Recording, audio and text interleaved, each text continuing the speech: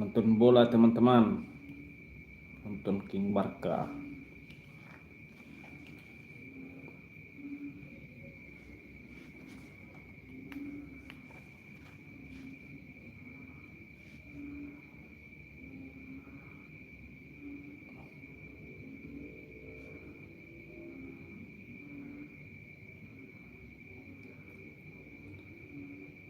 Cek dulu nih apa yang udah main Inggris.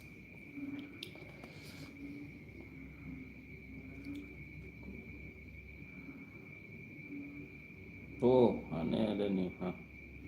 Kemarin Tottenham Hotspur 1-2 Newcastle. Wih, Spurs kalah. Gol Spurs Solanke menit 4, baru Gordon Newcastle menit 6, Isak menit 38.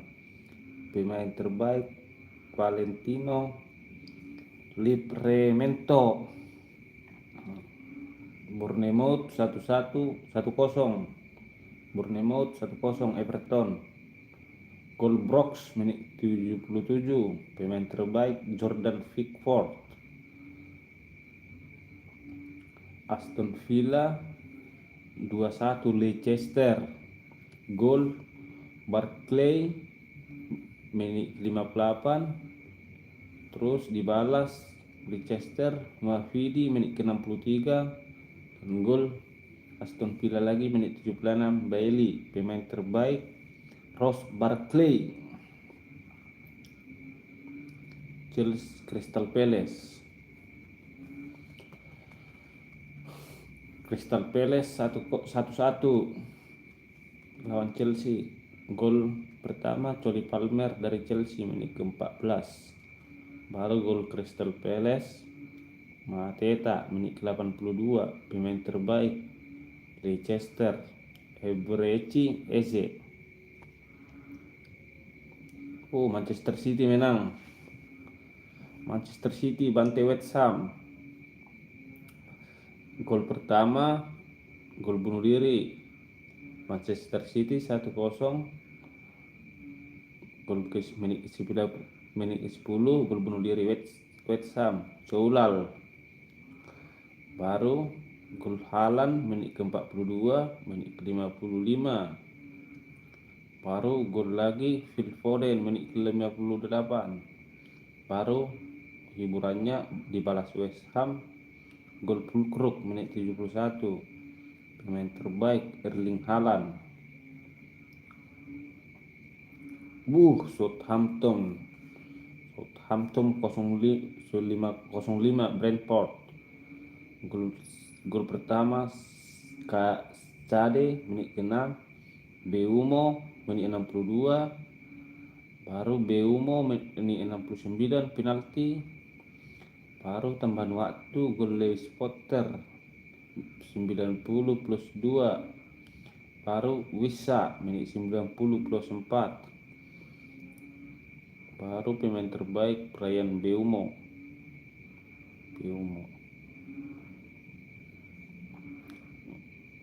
Hari ini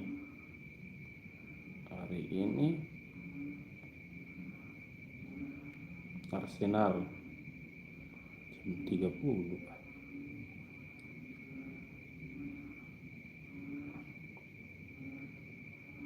Oh, Oman final ini Oman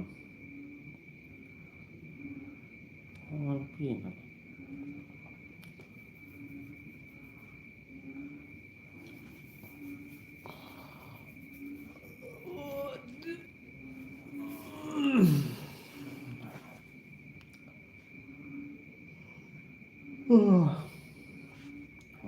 Fabio Romano resmi. La Liga dan Federasi Spanyol RFIF telah bersama-sama memutuskan menolak pendaftaran Dani Olmo dan Pau Victor untuk Barcelona. Barcelona akan pergi ke pengadilan.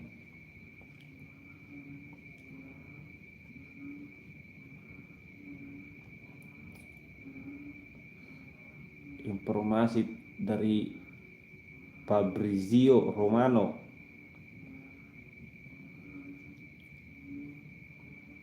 Brian Beumo.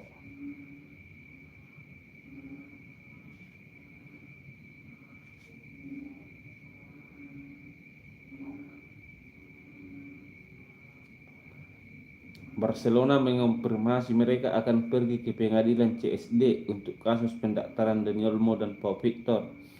Akan ada informasi lebih lanjut minggu depan.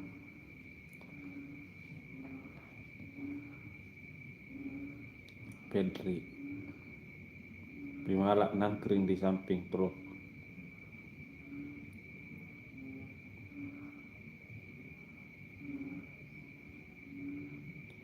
Penggemar Barbastro menyanyikan "Where is Dani Olmo" di pinggiran stadion. Dalam beberapa menit warga akan lewat di sini dengan bus.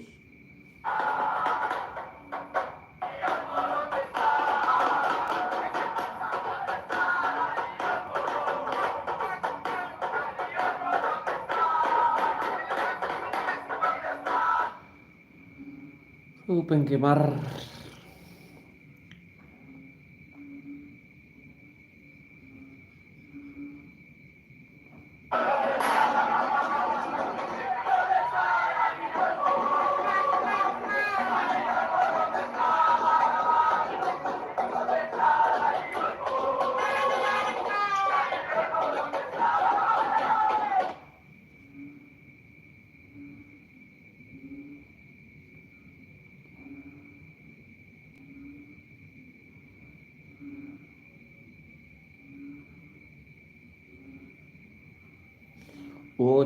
Wojciech Szczesny makes his debut as Barcelona player in Copa del Rey against Barbastro today.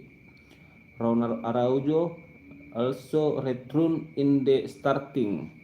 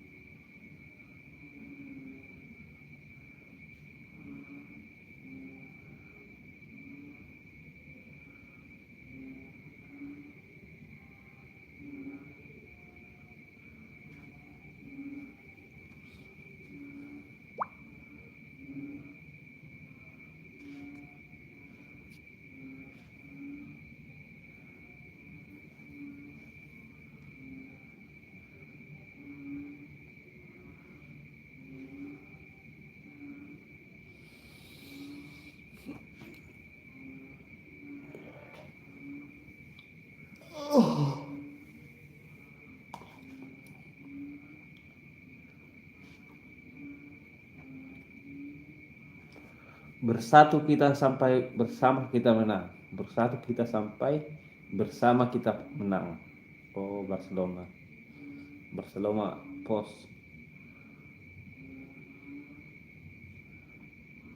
Bersatu kita sampai bersama kita menang.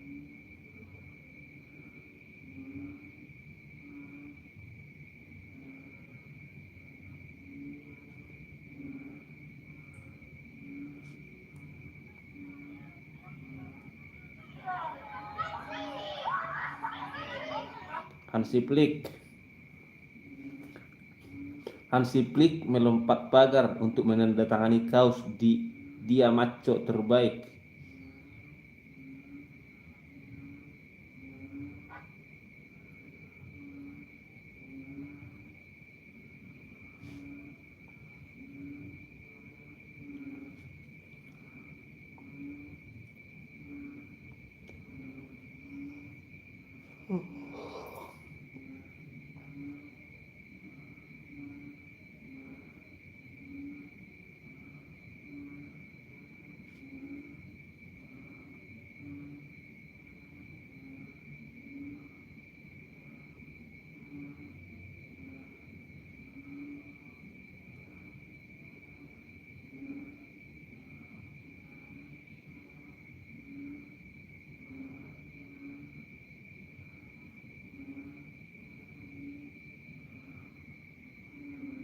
Pertanyaannya tetap, siapa yang akan mencetak gol pertama di tahun 2025 untuk Barcelona? Piska Barca, FCB World,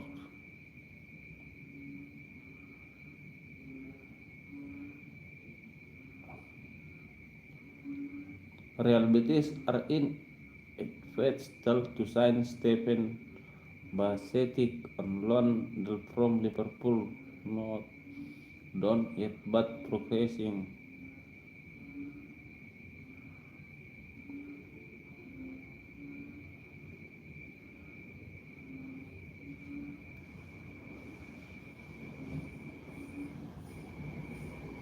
Register dulu nggak sih? Boleh dulu. Oman.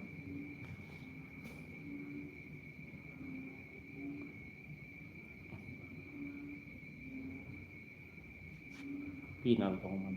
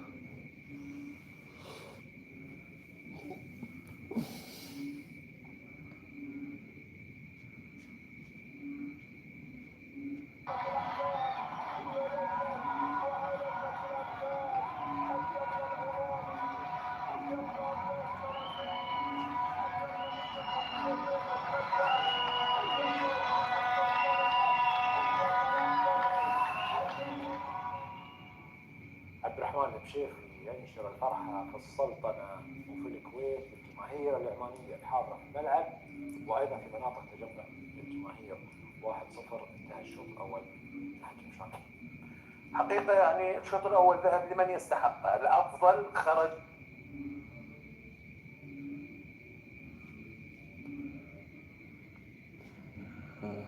Jelas. Tak jelas. 10 لاعبين على 5 لاعبين سجلوا هدف يدل على انه الفريق البحريني نزل للمباراه بدون تركيز، والفريق العماني نزل للمباراه قارئ المباراه. وحسنا فعل السيد رشيد جابر عندما قرأ الفريق البحريني بصوره صحيحه، جرد مفاتيح لعب الفريق العماني البحريني، Oman 1-0 وايضا Bahrain. اجبره على الضغط الغير صحيح والخروج بالكره بصوره صحيحه الى الامام. يعني شوط مثالي نموذجي لمنتخبنا تقدم باستحقاق. الحمد لله رب العالمين، الشباب ادوا والادوار Alhamdulillah Rabbil Alamin. وكان تنظيم واضح في الملعب. يمكن انا اقول دائما كلمه المعارك. فريقنا في الوسط نعم استحوذ بشكل جيد، افتكاك الكره كان واضح بشكل كبير. لاعبين ادوا بشكل مميز. عبد الرحمن المشيبري شكل جبهه قويه جهه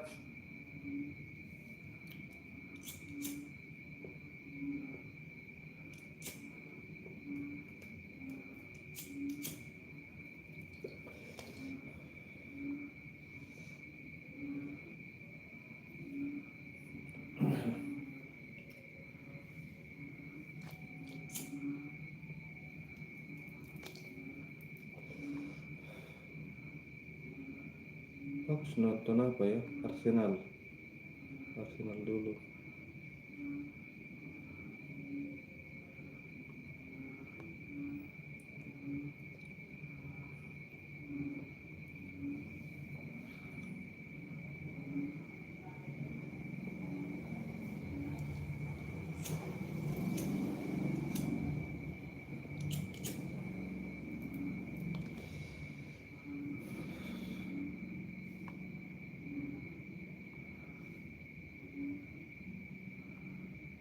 I mean, at the minute we're just getting caught with too many draws, maybe being a bit conservative, not actually going for it too much. When I get a look at Brighton's team, they've gone for quite a stodgy midfield. Looks like he wants to try and get that control. But when I think they need to stay in the game. That's important. They don't seem to do that very well at the Amex against Arsenal. And then when I look at the bench, the likes of NC, Summerton, Victor, they've got a lot of firepower on there for later on. And we see someone's in attendance there. Yeah, it's we're always spotting Thomas. Arsenal ini. He was at Tottenham Newcastle at the start of day today, of course trying to take in as many players as possible, particularly those. Nonton bola dulu abangku. Considering his new Tak job. bisa ditampilkan For Arsenal, abangku. they go into this game on the back of that. I suppose a hard-fought win against Brentford. We City. covered that in Oh midweek. City, here. morong City. It's more that Kok same satu City mentality tadi bang? required tonight. Without doubt, yeah. Because what you want to do is you want to make sure that you've got City control of the game. 4-1. Making sure, again, like I said, with the chances, Jay Hughes is in good form. Can we get the ball up there? Can we press high, win the ball high, and take advantage of them in that way? Hopefully we can have control Arsenal of the mana? midfield, like I say, with Thomas Partey inverting and maybe giving us more control, and that's something that we're going to need.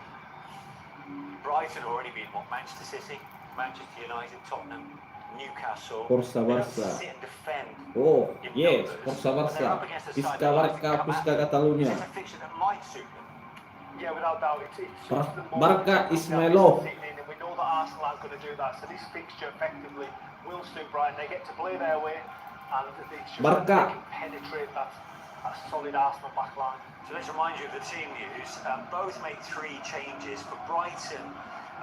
Income Estepinian, O'Reilly and Veltman for Lamptey and Cito, who are on the bench. Chris Dunn isn't in the squad. João Pedro captains the side. Your reading of this side then? Like I say, I believe O'Reilly. It looks to me like he wants to try and control that midfield and then work off the back of that. And like I say, when I look at the bench, it's heavily attacking. And if they can stay in the game long enough, bring those players on and try and hurt Arsenal. 3 changes for Arsenal from the team that started at Brentford. Jorginho, Declan Rice, former Brighton player Leandro Trossard are in for Martin Odegaard and Gabriel Martinelli. They're on the bench, but both feeling under the weather. Suspended during Timbermake's way, of course, for Partey at right back. But back-to-back league starts for 17-year-old Ethan Nwaneri. Yeah, rightly so. You know, he's done well when he's come in. You know, he's not there just to make up numbers. He's there to actually contribute. I thought the game the other day was a must-win game for Arsenal when he played it, because he picked him and he played it and he played very well. And I feel that this is another game that he's going to, you know, he's trusting him to go out there and create and try and replicate what Bukayo Saka does. The league is a real talent once. Again, one of those players for Brighton to look out for. But Similar Dingra is involved. He's up against Partey at right back.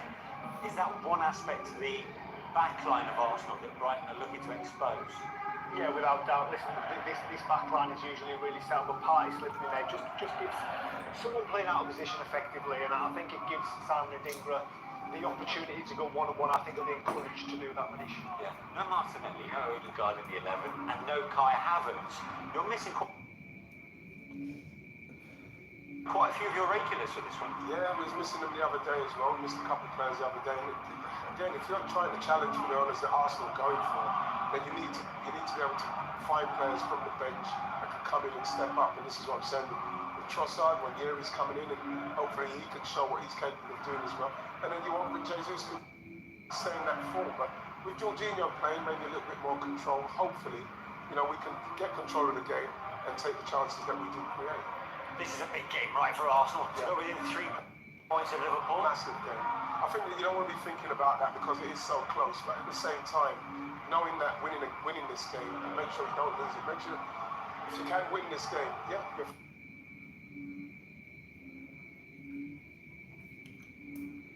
3 points behind and you're amongst it. Ultimately, that's the motivation for Arsenal. For Brighton, of course, a chance to end their 7-game winless run. Your commentators at the Amex, David Prutton and Bill Leslie.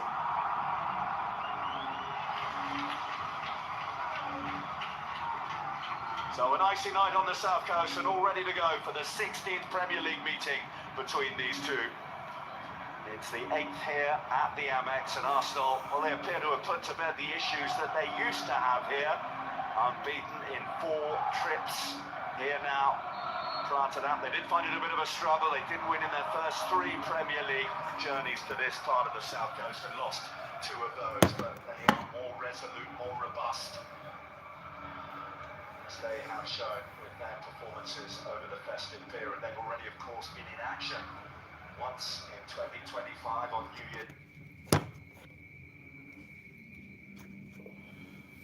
Year's Day at Brentford when they fell behind and without the injured Bukayo Saka and the other absentees that they have at the moment were able to come back and manage the match very effectively.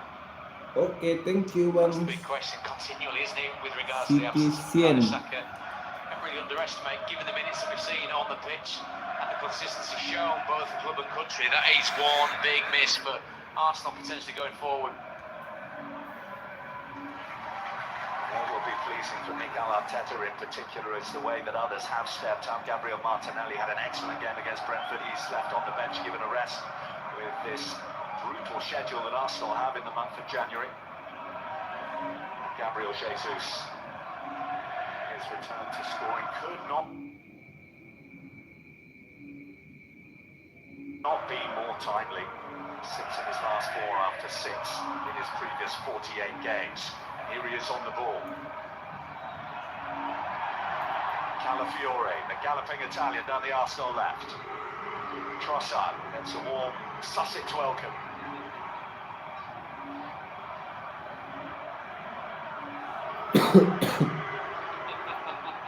That was going to be the case, wasn't it? Such a wonderful player coming into English football for Brighton. And a move to the greatest respect, a slightly more established club in the Premier League in Arsenal. Title challenging club, 6 points the gap between Arsenal and Liverpool. They'll be through to 3 ahead of Liverpool's match against Manchester United at Anfield tomorrow.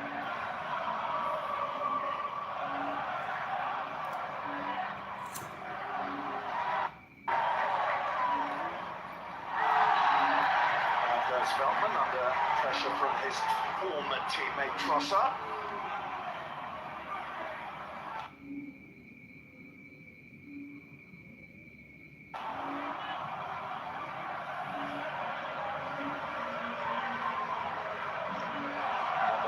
Thomas Partey has been asked to deputise at right back. The injuries that they have.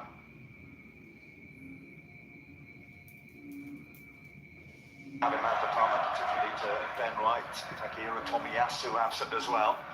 That's why they need a square peg in a round hole, if you like.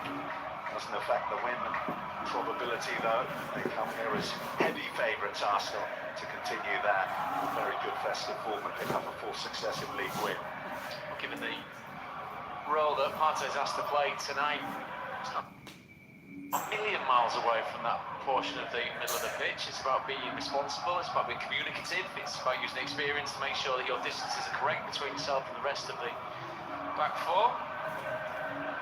He's going to need the concentration though, isn't he? That's some fertile territory down there for a swoop again and a Dingra. Try and get forward and outnumber him.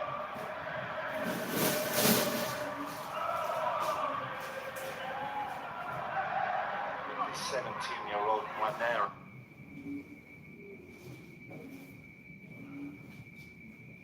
Ahead of him. Might have some optimism about the progress they can make down their left. Through the centre they look. A tidy turn from Kounde.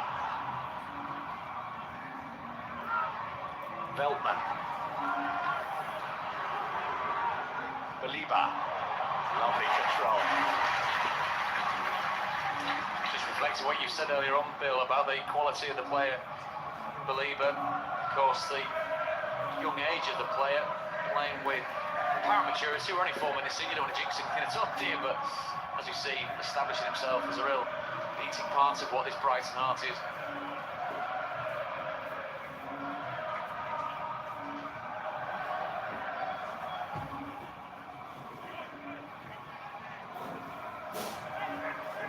Dingra.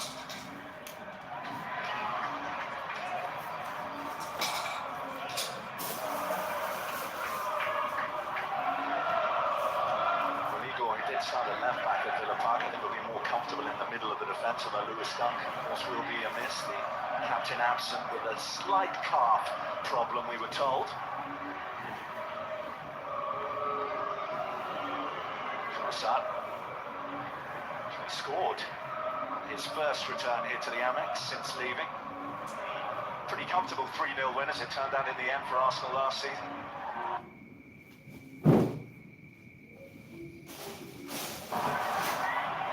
By Partey. Nwaneri.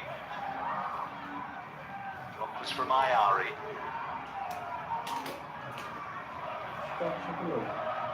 Rice to Trossard, who's come floating. Joao Pedro. Turned away from Jorginho in fine style. Defence turned into attack. Dingra.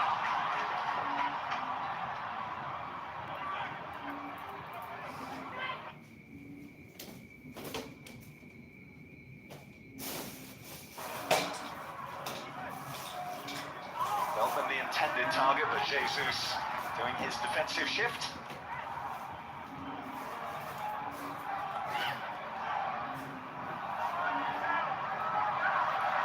It's really composed players in it from Arsenal to work their way out of trouble. Curious movement by Joao Pedro when he put the ball wide to Dingra. Let it stay right on the edge of the 18-yard box instead of making a dart into it.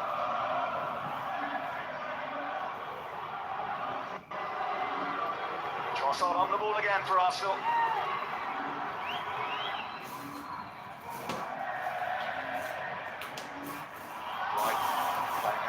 As effectively as their guests here.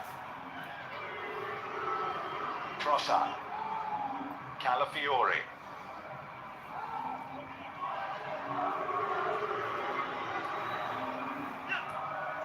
Arsenal probing.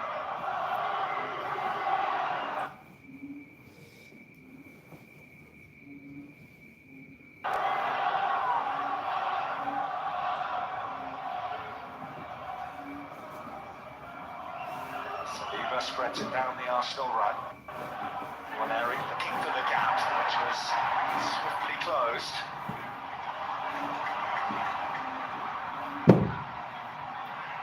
So Partey got him out of a potential positional hole there. Yeah, just great recovery. Himself just enough to do the job to put the afterburners on a little bit, to pull away from Dingra, who was advancing down the left-hand side. Some patience being shown, isn't there, by Arsenal? Just to wait and see if they can pull Brighton out of position. The talking point of the meeting between these two at the Emirates, very much Declan Rice's red card. Remember that? When he was sent off effectively for kicking the ball away, delaying the restart. Joel Veltman heavily involved in that. It's going to be an interesting sideshow to this contest, isn't it, here?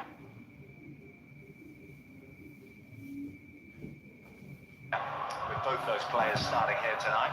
It's got a little bit of spice, doesn't it? Whether it's by form or design or fitness, Declan Rice getting himself back into the side and potentially wanting to go through the gears from his point of view. Yes, I know it's been a busy period for Arsenal, and you talk about resting players and switching things up and keeping things fresh, but fit and firing and top from Declan Rice starts every game, doesn't he, for Arsenal?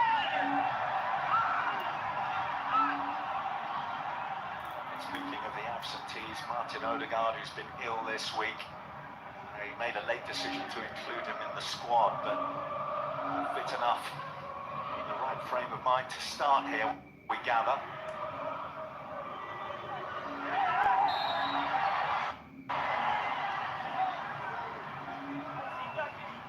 Feeling he's going to have a lot of that tonight, isn't he, Leandro Trossard?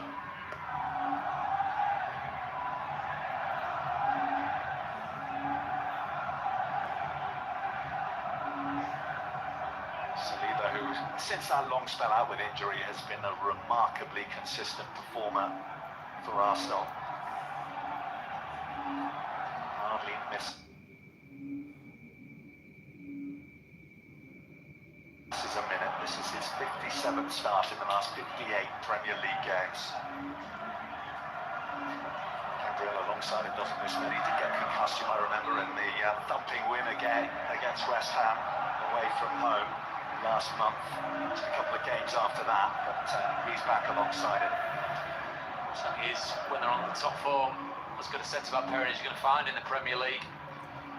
It's the fact that you see you've got an Arsenal side just tucked away behind Liverpool. I mean, given as well the form we've seen from Liverpool, just puts into sharp focus what a good squad they've got and what a good job that Arne Slot's done taking over from Jurgen Klopp. They are very much setting the standard. It's Mikel Arteta consistently says on a near weekly basis, we believe that they are in the race. The flag has stayed down here. Jesus is in. And up goes the flag. Looked quite a clear offside from up here. Did have the feel of it, didn't it? Offside. Nice little ball round the corner. Offside. Looking for Gabriel Jesus. Didn't get himself back on side at all, did he? But such is the letter of the law. It's awaiting that particular passage of play to finish before the flag goes up. Well, what's positive for Arsenal is that when he gets in one of these goal-scoring spells, he tends to stay there for a while. We saw it during his time with Manchester City. My subscribe your channel. So much. Oh, thank you, my friends. Thank you very much. Hat-trick against Crystal Palace in the Carabao Cup to set up their semi-final against Newcastle, first leg of which is played this coming Tuesday. Another couple against Palace in the Premier League. Piska Barca Indonesia. Well, potentially, I'm not saying it takes too much notice of the media, but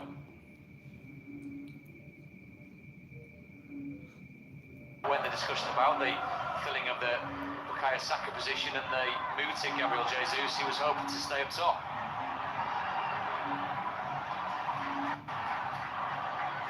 Dutchman Veltman on the ball for Brighton. Off the Italian Calafiori. Brighton have their first corner. Yeah. Piska Barca, Piska Catalunya. Good expansive play from the home side, ensuring they switch play from one side to the other. Now, as we know, you've got the set-piece specialists defending their own goal. What can Brighton do?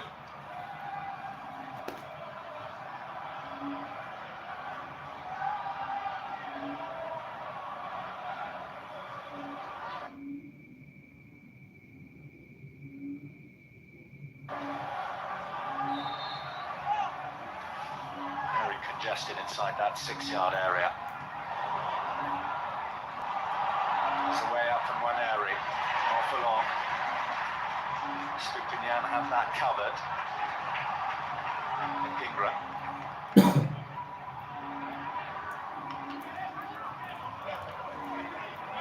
Bruder keen to get involved again. Here he is.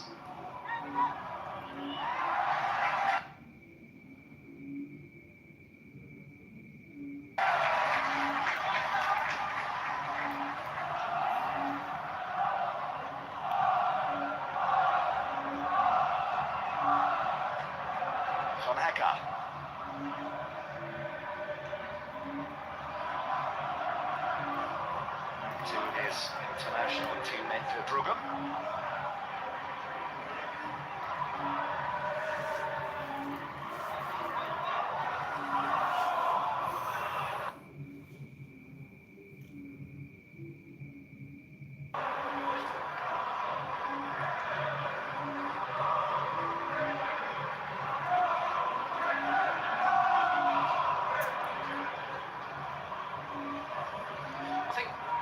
Seen over the first just over 12 minutes, it was never going to be blood and thunder, was it? Really got to express just how hectic this festive schedule is. Yes, we talk about players being well remunerated, but that rotation, that necessity for rotation because of the physical exertion.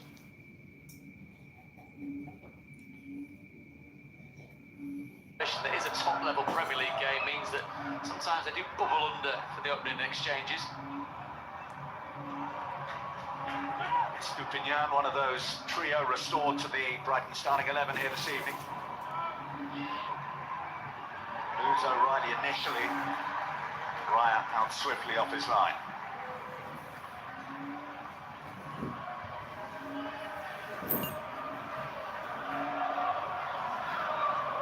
They had an early winter wobble, didn't they, Arsenal? Dropping points on a regular basis, but they've taken things up since then. Had a clean sheet in 7, they've now got 4 in their last 8. Trossard. Rice. Calafiori's well forward down the left for Arsenal. As is Trossard down the right. Jorginho. Merino.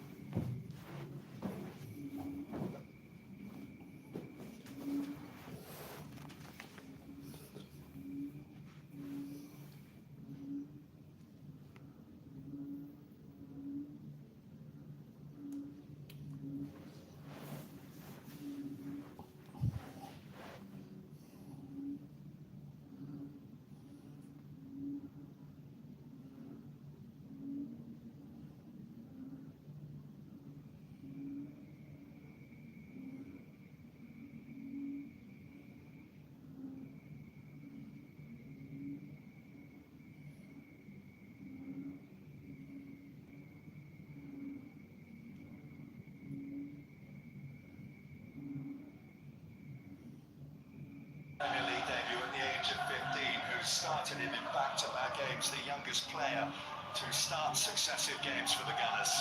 And there's his reward. Of course you can question the Brighton contribution, but you can't question the exciting talent that is Ethan Nwaneri. Just composure, isn't it? Took so much time to bear down on the Brighton goal. It's a concentration on hitting the target. As I said, in any goal that you see in the Premier League, you can pull it apart from a defensive point of view, but congratulate Nwaneri for finding himself in that position, for taking the opportunity, for asking the question for Brugge. Quite simply, he didn't have the answer. Quite the couple of days for 17-year-olds in the world of sports. Luke Littler, crowned World Darts Champion last night at Alexandra Palace in North London at the age of 17. And Nwaneri scoring tonight in the Premier League for Arsenal at the same age.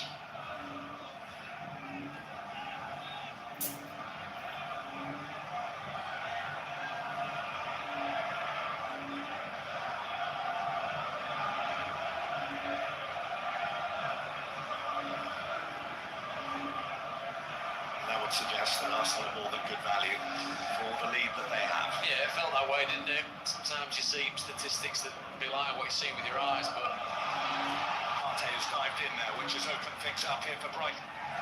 Oh, miss. The reward for that is a corner. Might have been more, but Adingra maybe played someone else in. good reaction, isn't it, from Brighton? Does open up, does offer Adingra the chance to take a shot at the Arsenal goal. I always think the angle there is working against him.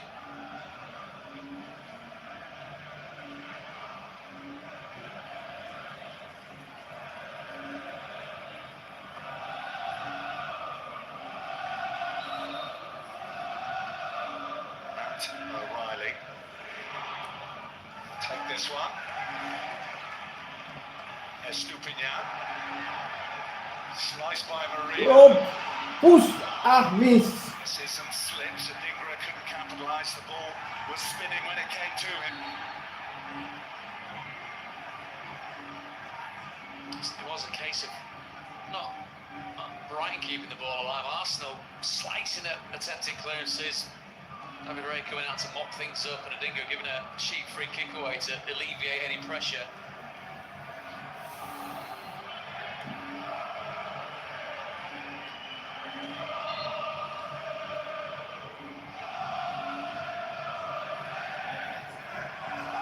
Arsenal come here with Draw some mix. good habits Albiol. developing. They've scored 9 goals now in their last 2 and a bit away games.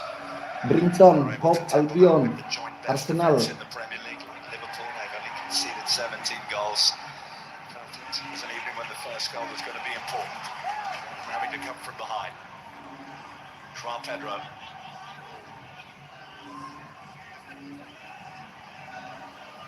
Gruda.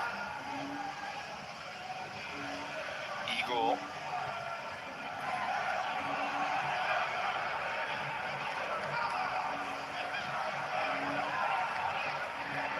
Estupinian.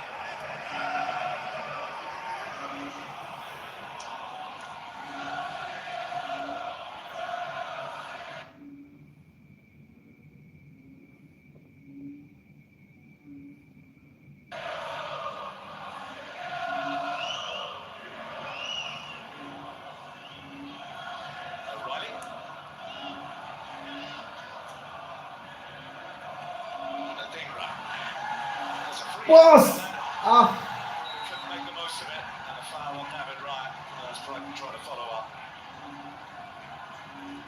There's anything sinister in this from Matt O'Reilly. David REY is just taken completely by surprise. Adingra lifting up to the back post, quite clearly a shove, isn't there, in there, which leads to the header back across goal by Gruda. Barca 4-0 BARBASTRO. Prediksi.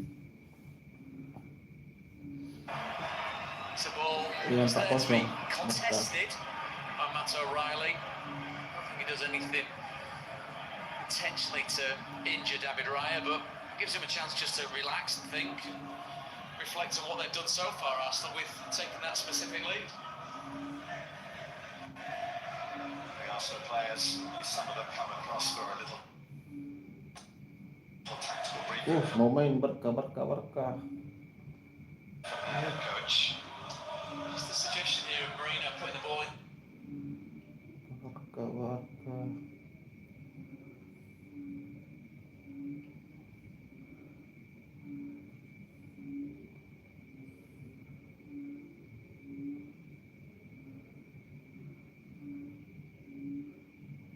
Barcelona.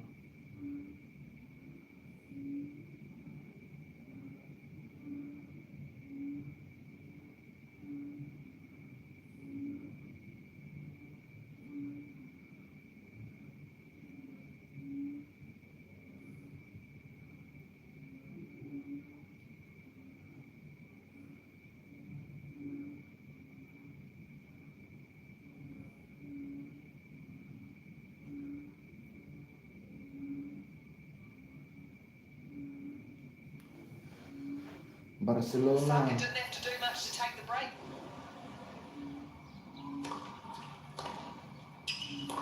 Tenis.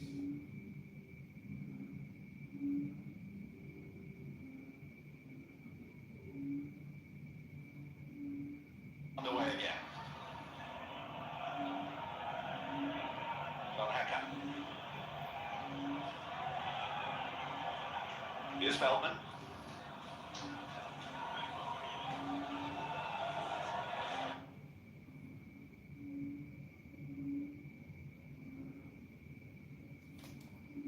Barcelona.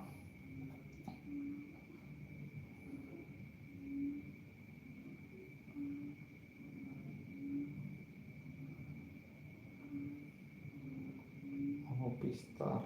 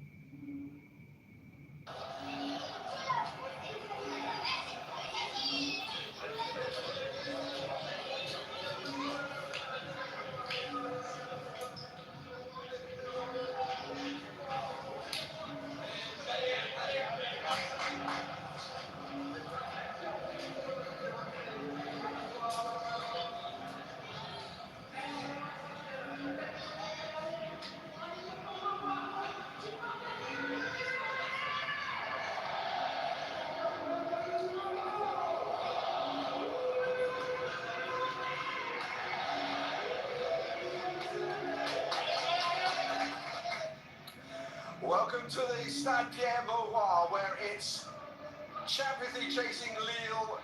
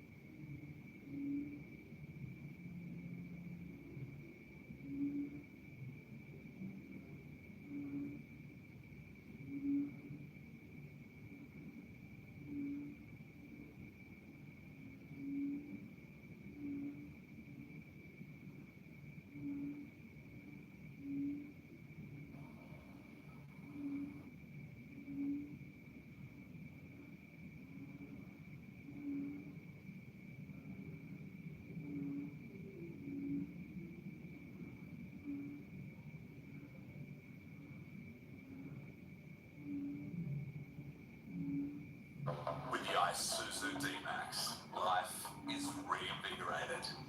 Whether it's for work or play, you can go your own way.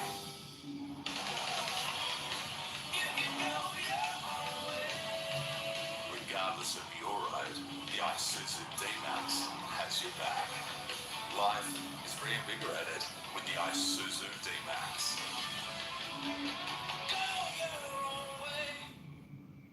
At Ashley and Mark, we know things can make you feel like you're losing it.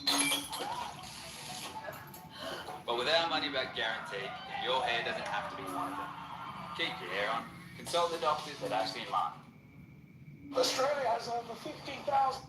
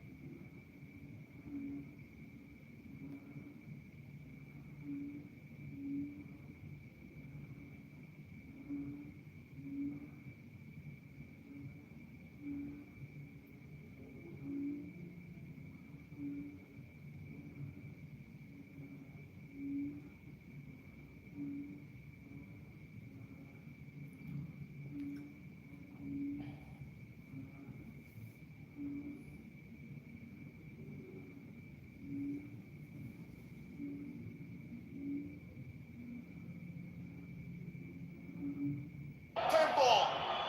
Hepsi bir araya gelince yedek kulübesinde de oyuncular bu şekilde izliyor karşılaşmayı. Bu arada sakatlık.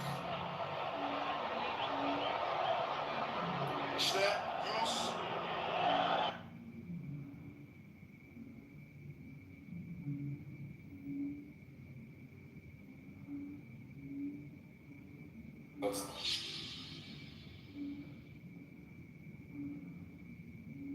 Jetzt ist es endlich soweit. Ganz Deutschland fiebert mit und die Waldkicker scheinen einen klaren Plan zu haben.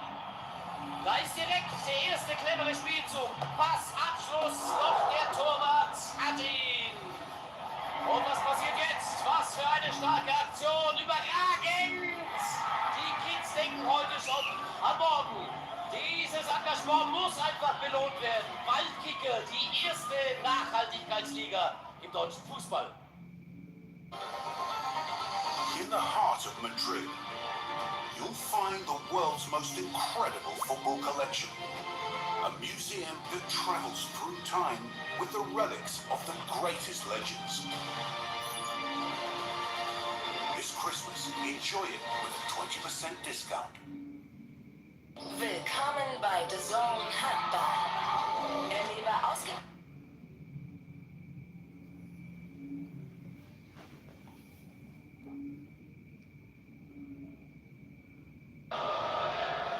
Monday is also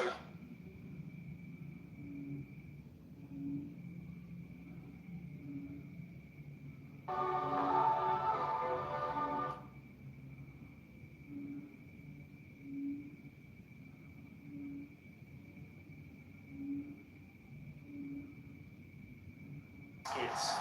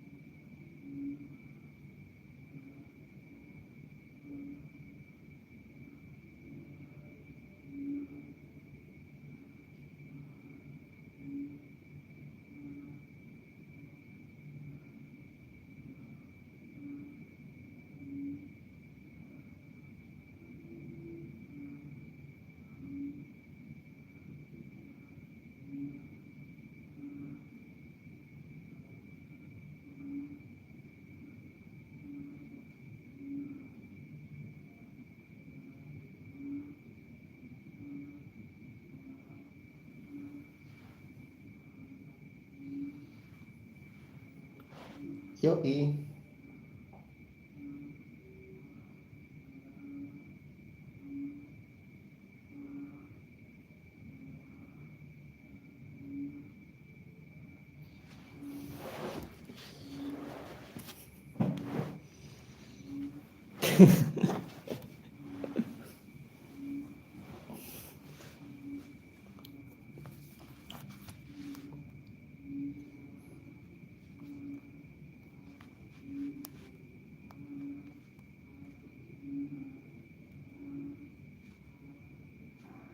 Points in that time.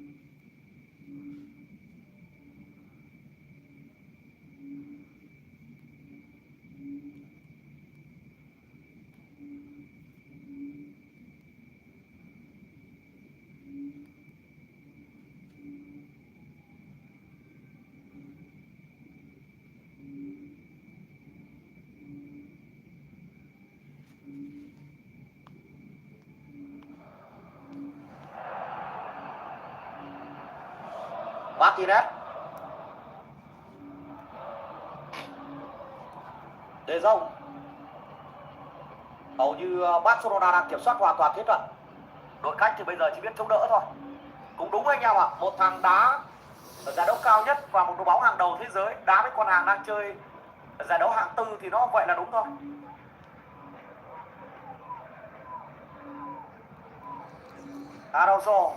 Araujo. Uy tín để cho anh em có thể yên tâm sử dụng. Nạp đầu 200k anh em nhận ngay 68k và một code 88k. Nạp đầu 500. Server Thailand. Сервер Таиланд. Потолок зарплат, то есть суммарную платежную ведомость поднять на 80% от зарплаты каждого из футболистов, которые травмированы надолго. Вот таким образом, в частности, из-за того, что Christensen выбыл надолго, 4 месяца удалось заявить на первую часть сезона Olmo. Мяч штрафной.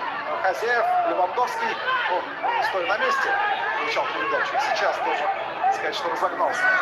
Подача на дальнюю штангу. Здесь хозяин положения Арнау. Fermin.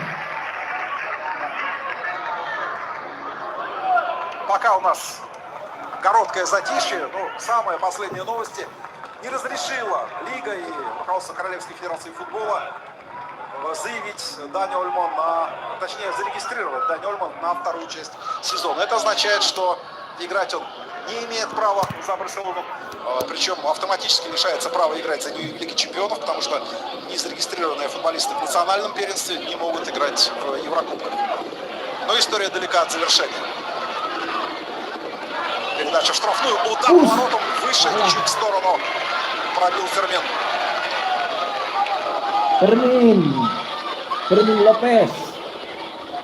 Барселона собирается обращаться в Высший совет по спорту Испании, собирается обращаться в суд общей юрисдикции, то есть гражданский суд, исчерпав надежды в спортивных инстанциях добиться с ее точки зрения справедливости. Но я думаю, что это отражение управленческого кризиса, управленческих проблем в Барсе, которые все последние годы присутствовали, и невозможность удержать Месси, и невозможность регистрировать новичков на протяжении двух трансферных окон. Это все вот проявление этого кризиса. Это проявление стремления жить непосредством, тратить больше, чем ты заработал. Что-то знакомое. Гол красивый.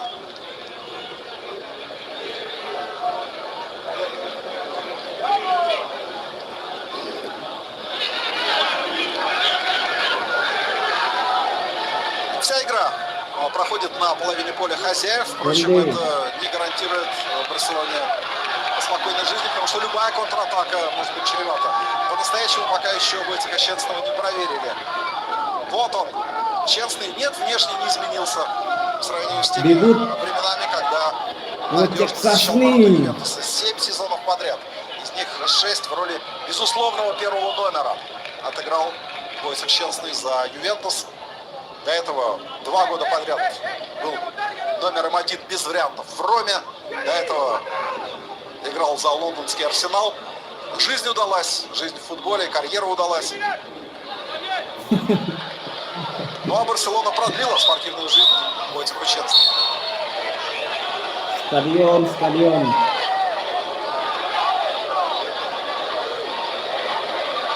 Гости снова в атаке. И опять через левый фланг проникают в штрафную соперника. Шут! О! Фермина. Гарсия поджимает.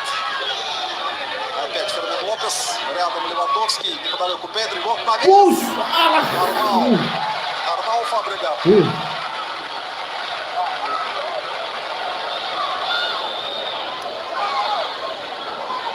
Араухо молодежью он играет просто, как и обычно он всегда это делает.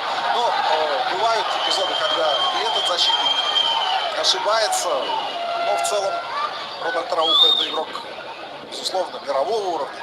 И так же, как и Войцех Щенсный, в этом клубном сезоне он сегодня дебютирует за Барсу. Но Щенсный был здоров, наконец в запасе. А вот Араухо наконец-то в деле, залечив травму. Барса не дает даже выдохнуть хозяевам, накрывает моментально прямо на линии штрафной. Какое гигантское пространство остается при этом за спинами защитников Барселоны.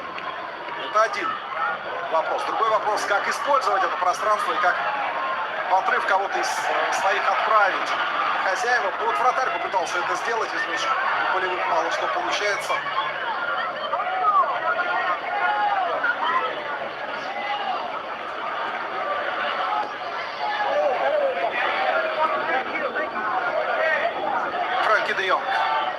Frenkie de Jong. Фермин. Жерар Мартен слева, но партнеры не торопятся делиться с ним мячом.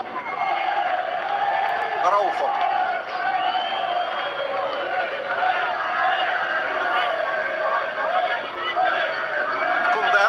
Кунде был так активен. Kounde. 15 минут этого матча. Опасно бил по воротам.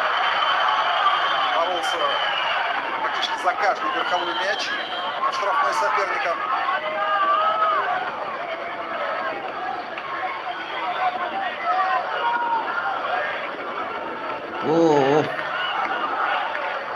Борьбы хватает, особенно на подступах. Воротам Барбастро это все читалось, это нормально абсолютно. Просто так не собираются сдаваться. Pablo Torre. Любимцы местной публики. De Jong. Подача Пабло Торре. Левандовский. Гол! Забивает его Робин. Гол! 2-0.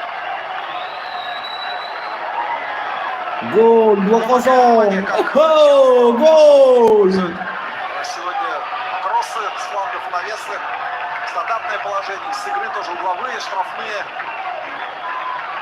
Pablo Torre. Раз за разом.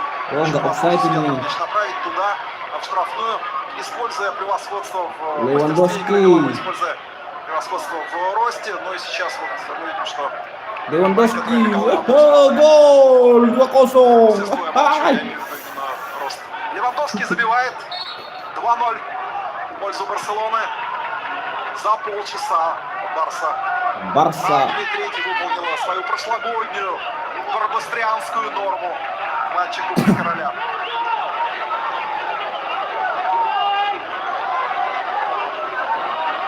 И вот, наконец, мы можем наблюдать попытку позиционной атаки в исполнении хозяев. Мяч, ну да, ногами не очень получается. Вратарь пытался, тоже как-то не пошло. Теперь руками в штрафную у Баутиста мяч забросил и сделал это довольно квалифицированно.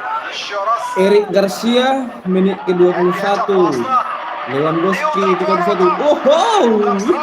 Щенсный идеально выбрал позицию. Ну, то, что он не играл за Барселону, не означает, что он глубоко тренировался. Gocek Sasni nih готовился bos. вот к этому матчу. Oke. Впервые вступил в игру вратарь гостей. Педри Левандовский. Левандовского. Левандовский бросает Фермина в прорыв по месту левого инсайда. Левандовский. Однако Барса снова осаждает штрафную хозяев. Френки де Йонг. Ya, Lewandowski. Хотелось бы при случае, да вот этот случай, посмотреть повтор удара. Прилично так с подбора. А это второй гол Барса. Мяч увидели, задел еще и руку Оскара Арою,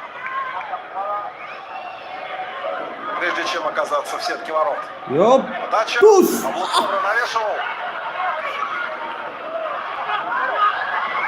Еще раз борьба в воздухе. Правда, не хозяева все-таки сумели мяч вывести за пределы своей штрафной, но сами массе своей в этой штрафной остались, потому что там снова будет горячо. Pablo Torre.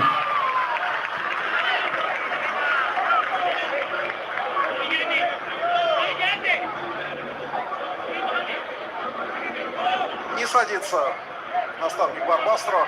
Дани Мартинес прекрасно понимает, насколько тяжело его игрокам. Ну, все, что мог, он сделал, он и настроил, и состав выбрал. Подача. Kounde. Oke, Kounde. И заработал очередной угловой Fermin. для Барселоны. 79% владения у Барсы вот к этой 34-й минуте матча. 7-1 соотношение ударов по воротам. И 2-0 на табло. Гарсия и Роберт Левандовский забили.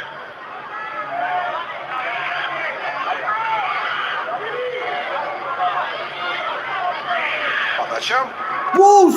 Alah!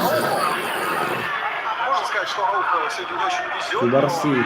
Голевую передачу при первом взятии ворот. Скидку головой на Эрика Гарсию сделал именно уругваец. Araujo.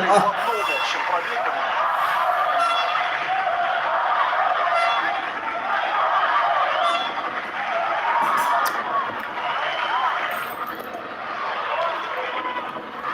Арауjo играет с капитанской повязкой. Это ко многому обязывает. Это еще одно поощрение уже опытного футболиста, который первую часть сезона практически целиком пропустил из-за тяжелой травмы.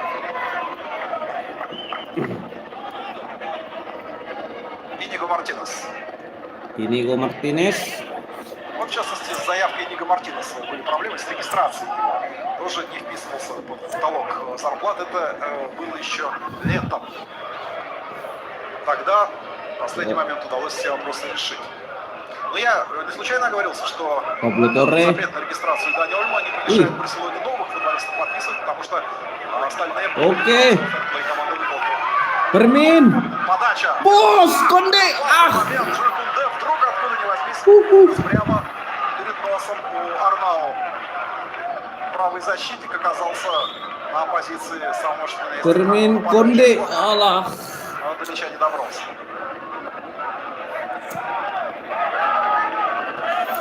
Арауjo. Габаутиста. Опытных футболистов, игроков, конечно, в хорошем, зрелом, в спортивном возрасте хватает у хозяев. Ну, понятно, что это люди, которые играют на том уровне, который им доступен.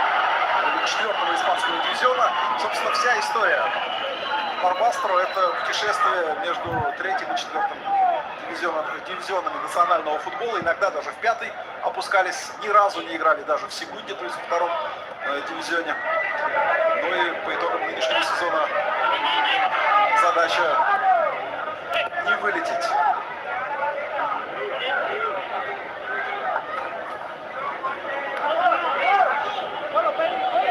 Арауjo. Inigo Мартинес. Первый пас. Нацеленный. Там Oke. Lewandowski. могла возникнуть, потому что очень активно и агрессивно сыграл Левандовский. Левандовский получает передачу. Пасует штрафную. Окей, Пабло. Пабло Торре. Пабло. Замахи убрал одного. Fermin. Удар Фермина получился и не сильным, и не в угол. Но все равно вратарь получает заслуженную порцию аплодисментов. Хотя бы за то, что как несколько минут назад его более статусный коллега Щенсный правильно выбрал позицию, не дергался, не делал лишних движений.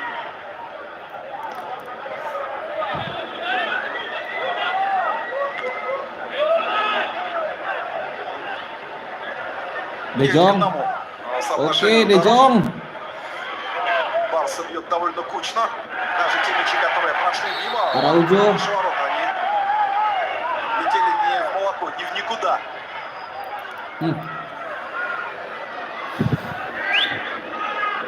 Сито Баррера неудачно приземлился, а удачно это сделать было невозможно, потому что там газон или подобие газона заканчивается очень быстро за боковой линией. Но самое главное, что не налетел на вот эту конструкцию, которая обозначает места, где сидят запасные, что могло быть гораздо хуже. Для Барбастро тоже все могло быть гораздо хуже к этой 39-й минуте, потому что Барселона висит на воротах соперника львиную долю матча. В такой игре всего лишь 2 пропущенных мяча. Это не катастрофа. На этой стадии Кубка Испании играют команды из разных дивизионов. Сегодня уже один результат, претендующий на сенсацию, зафиксирован. Но об этом чуть позже, опять-таки, повинуясь законам жанра. Если будет пауза. Kounde. Подключается справа. Pablo Torre. Пабло Торре и удар. Педри блокирован защитниками и полузащитниками хозяев. Я думаю, что Пабло Торре это самый заметный футболист Барселоны с точки зрения вовлеченности в комбинационную атакующую игру. Стандарты исполняет. Kounde. Он и Френки де Йонг. Я думаю, вот эти, и, конечно, Араухо. Ну, это нормально, как раз игроки разных линий, но каждый по-своему вкладывается в большое, заметное, подавляющее игровое преимущество своей команды. Объективно более классной команды, от этого не уйдешь.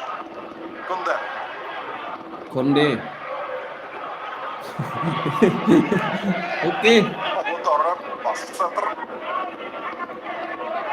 Это де Йонг. In 3 menit 0-3.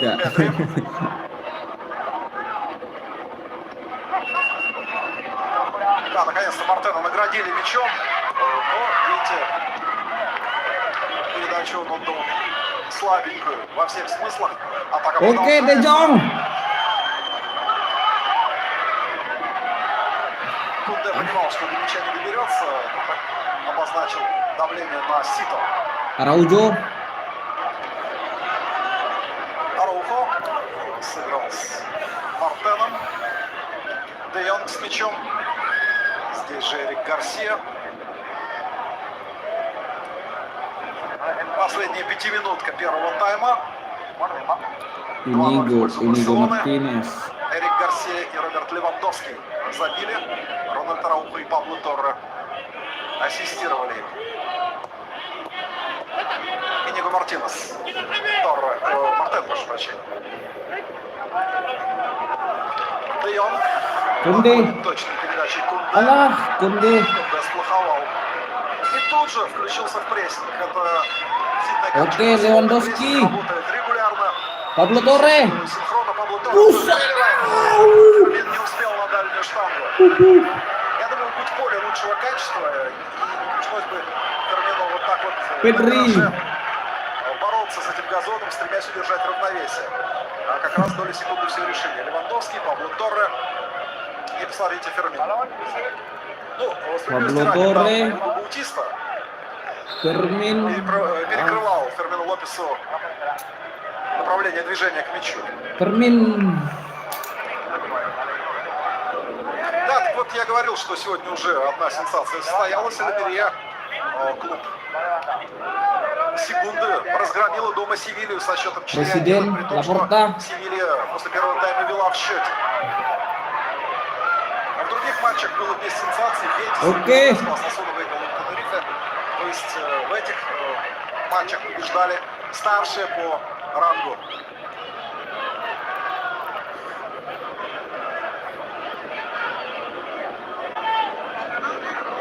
Я все смотрю, там на деревьях не сидят некоторые болельщики, но деревья не такие раскидистые, это не дубы вековые, поэтому просто не рискуют. Выходит Щелсный, и это второй эпизод в матче, когда он вынужден был вмешаться, остановив порыв Гильермо Алонсо. Окей. Jong. Левандовский. Inigo. Kounde. Гарсия на Кунде. Нарушение правил. Yellow card. Приходится много играть в отборе хозяевам. Это лишь первая желтая карточка. Inigo. Получает ее Гильермо Алонсо. Oh, Eric Garcia. Который стремится быть везде. Помните, он Eric Garcia. минуту назад едва не столкнулся лбами со Щенсным, а теперь вот сбил Yellow Эрика card. Гарсию и получил первый в этом матче горчишник. Гильермо Алонсо. Шестой Aduh. номер Барбастро. Я Eric, не думаю, Eric. что очень много будет компенсировать главный арбитр Исидро Диас де Мера. Шестой матч с участием Барселоны он судит. При этом 2 из 5 предыдущих Барса при его судействе проиграла.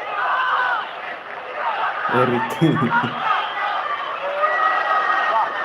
Подача Пабло Торре. И он же на подборе. Де Йонг. Мартен.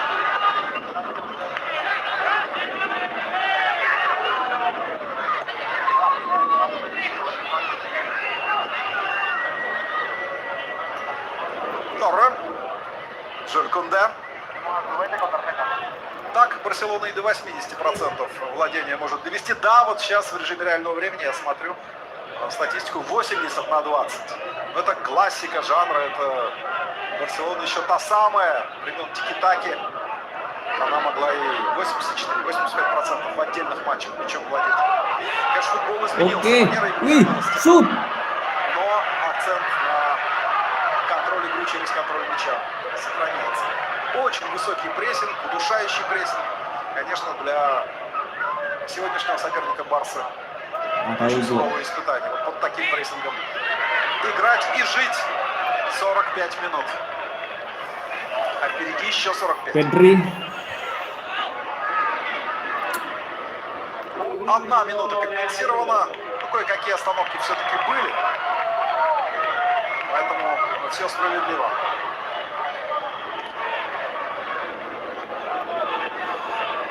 Араухо. По-моему, ни одного верхового Окей. проиграл сегодня. Lewandowski. Фермин не дотянулся до мяча, но мяч подобрал Левандовский. Alah, Чуть не Lewandowski. точно. Управление Педри. Мяч-то останется у Барса. Я говорил, что он Фати остался в запасе. Также Гави, Casado, Cubarsí. Те футболисты, которые известны. Fermin. Есть еще и совсем молодые ребята, уже сегодня на скамейке. Барселона. Kounde. Пуш. Ах. Совсем молодые, а Cubarsí, да, в его 18 это ветераны? Нет, конечно. Очень молодая команда у Ханси Флика, если учесть, что его футбол Флика отличается от футбола Хави. Потребовалась тактическая перестройка. Окей. Барса очень неплохо выглядит по сезону, несмотря на неудачи ноября-декабря. Первый тайм. Хорошо. Первый тайм матча Кубка Короля. Барбастро против Барселоны. Barbastro 0-2. Барселона. Забила первый, как и год назад она выигрывает. Посмотрим, чем все закончится. Гарсия, Эрик Гарсия и Роберт Левандовский отличились в составе многократных обладателей Кубка Испании. Уходим на перерыв и ждем интересного продолжения во втором тайме.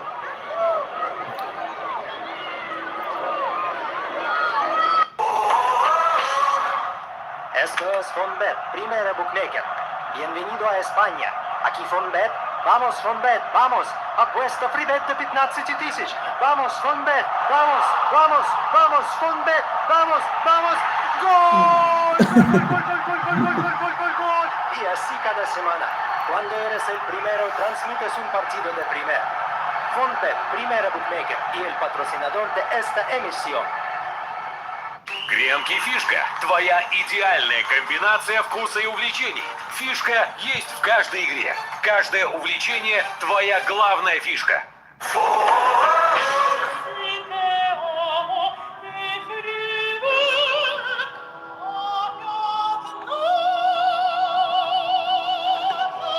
Fonbet. Транслируем El Clásico.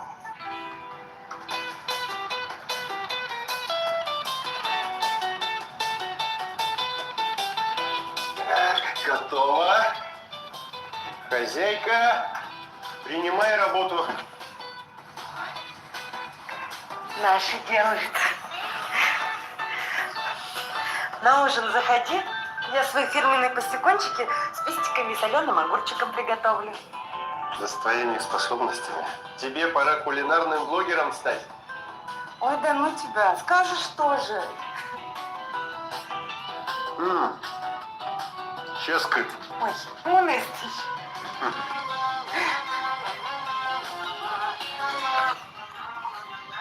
Сотни языков и культур.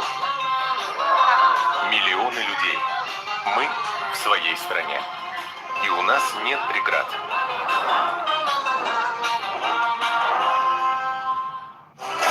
Это Fonbet. Первый букмекер. А это не торт. Это Эльбрус. Первая по высоте гора в России. И отличный символ того, что Fonbet уже 30 лет является первым и главным букмекером страны. А это не высота Эльбруса. Это фрибет до 15 тысяч без депозита. Если играть, то с тем, кто на вершине. Fonbet. Первый букмекер. Марбелья Атлетико. Сегодня на Матч ТВ. Вспомни, что тебе говорили, когда ты решил открыть бизнес. Что еще за спешлти кофе? Но ты не слушал. Ведь ты все делаешь не так. Продолжай. В Альфа-банке лучшая бухгалтерия для бизнеса. Откройте счет для бизнеса и подключите онлайн-бухгалтерию бесплатно. Альфа-банк. Лучший банк для бизнеса. Какой все-таки классный тариф. Не будь я уже с МТС, обязательно бы подключился. Ты с кем разговариваешь? Надеюсь, кто надо, услышит. Тогда и про цену в 391 рубль. Пусть услышат. Подключайте тариф 24 с безлимитным интернетом. Ну ты чего? Братишка, давай поиграем! Цып-цып-цып-цып-цып! Братья, уже в кино. Самый простой способ не переживать за состояние двигателя – это сдать ваш автомобиль в музей. А умный – это использовать моторное масло Синтек. Встречайте технологию Моликард с использованием органического молибдена. Он создает на деталях прочную защитную пленку, которая противостоит износу и увеличивает срок службы двигателя. Моторное масло Симтек с технологией Молигард. Всегда умный выбор. Дед пропадал в гараже неделями. Отец сутками. А мне в гараже достаточно нескольких минут. Загоняйте свой автомобиль в гараж Авито Авто и сразу видите подходящие запчасти. Гараж Авито Авто. Гараж нашего времени. Ничего не изменилось. Да, все как мы любим. Да, все как вы любите. Свежие овощи и сочная курица в хрустящей панировке, завернутый в аппетитный шефрол. Любимая курица в аппетитном шефроле в Растикс.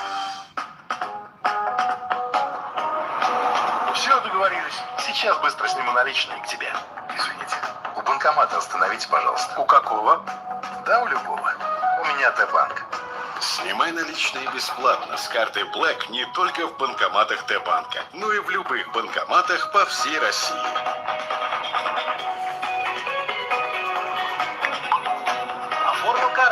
Теперь я смогу любого. Тедбанк. Он такой один. Друзья спрашивают меня, почему ты на мегафоне? Во-первых, самый быстрый интернет и самое широкое покрытие. Во-первых, потому что технологичный и потому что стабильно работает. Во-первых, потому что лучшая сеть. Технологии, покрытие, лучшая сеть. Это все во-первых. А во-вторых, все остальные. Для Мегафона нет мелочей, поэтому с нами более 70 миллионов абонентов. Мегафон. Оператор номер 1 по скорости и покрытию. Получи в подарок год подписки Кио. Смотри любимые сериалы весь год.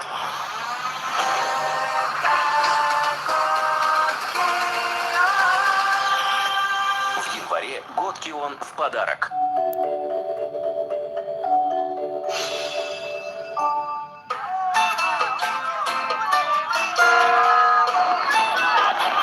Проведи новогодние праздники по-королевски.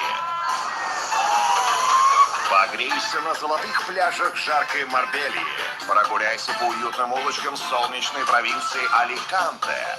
Насладись древними видами замков Понферрада. Турне по самым живописным уголкам Испании. Компании звездных футболистов. Кубок Короля. Завтра в прямом эфире на Матч ТВ. Уникс Зенит. Завтра на Матч ТВ. Кому не хватит, можно Йота. Тариф можно всего за 299 рублей в месяц. Можно 100 гигов интернета. Можно 300 минут на звонки. Можно безлимитные соцсети и мессенджеры. Небольшие могут больше. Можно Йота. Пара арбатский бургер и арбатский бургер с курицей по выгодной цене. По-нашему вкусный точка. Все, договорились. Сейчас быстро сниму наличные к тебе. Извините. У банкомата остановите, пожалуйста. У какого? Да, у любого. У меня Т-банк. Снимай наличные бесплатно с карты Black не только в банкоматах Т-банка, но и в любых банкоматах по всей России.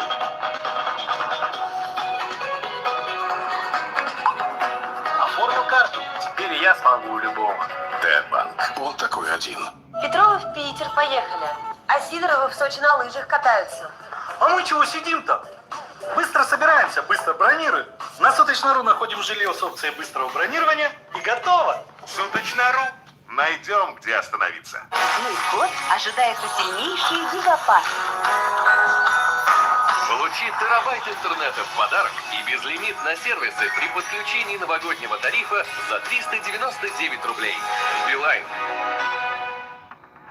Самый простой способ не переживать за состояние двигателя – это сдать ваш автомобиль в музей. А умный – это использовать моторное масло Синтек. Встречайте технологию Моликард с использованием органического молибдена. Он создает на деталях прочную защитную пленку, которая противостоит износу и увеличивает срок службы двигателя. Моторное масло Симтек с технологией Моликард. Всегда умный выбор. Я всегда по вам очень скучаю. Так сложно от вас уезжать. Согревай близких теплыми словами с зимним комбо от вкуса.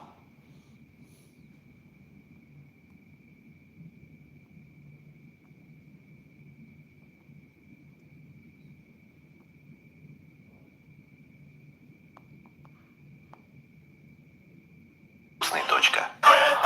Откройте накопительный ВТБ счет. Ставка до 24%. Откладывать надо не желание, а на желание. ВТБ. Все получится. В Новый год порадуйте себя сказочным вкусом сальчичона. Черкизово. Какой все-таки классный тариф. Не будь я уже с МТС, обязательно бы подключился. Ты с кем разговариваешь?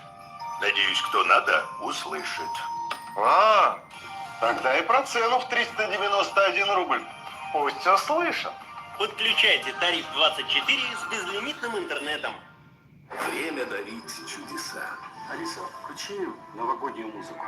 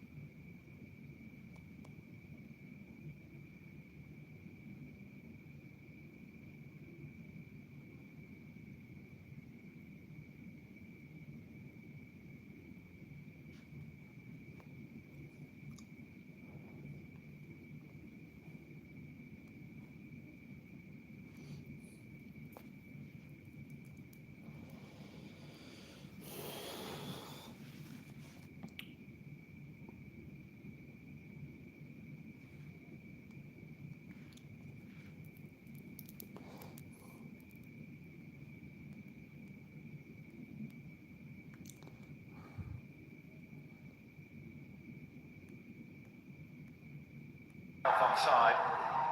Kick out a colleague. There are plenty of them arriving. Calafiori makes the block for Arsenal.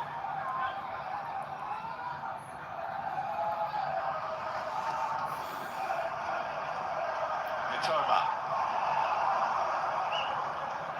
who has the capacity to give Thomas Partey a very awkward 20 minutes or so. In by Estupinian.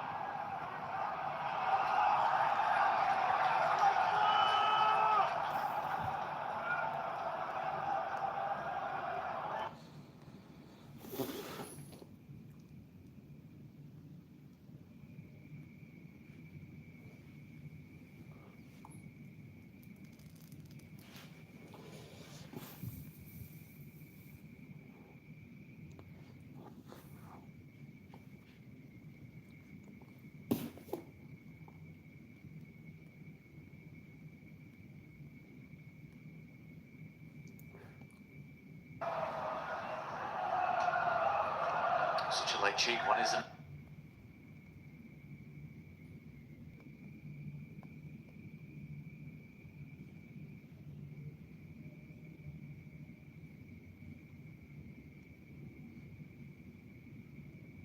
A touch from Mitoma, from Pedro.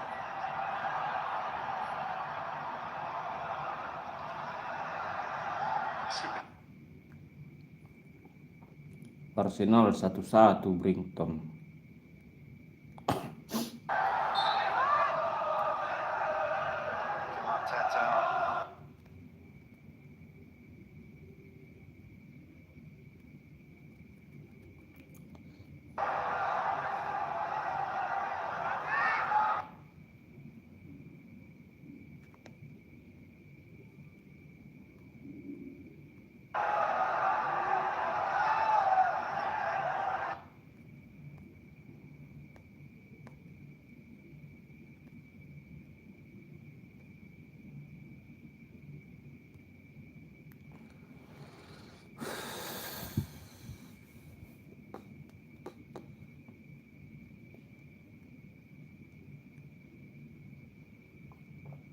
Was easy on a pitch like this.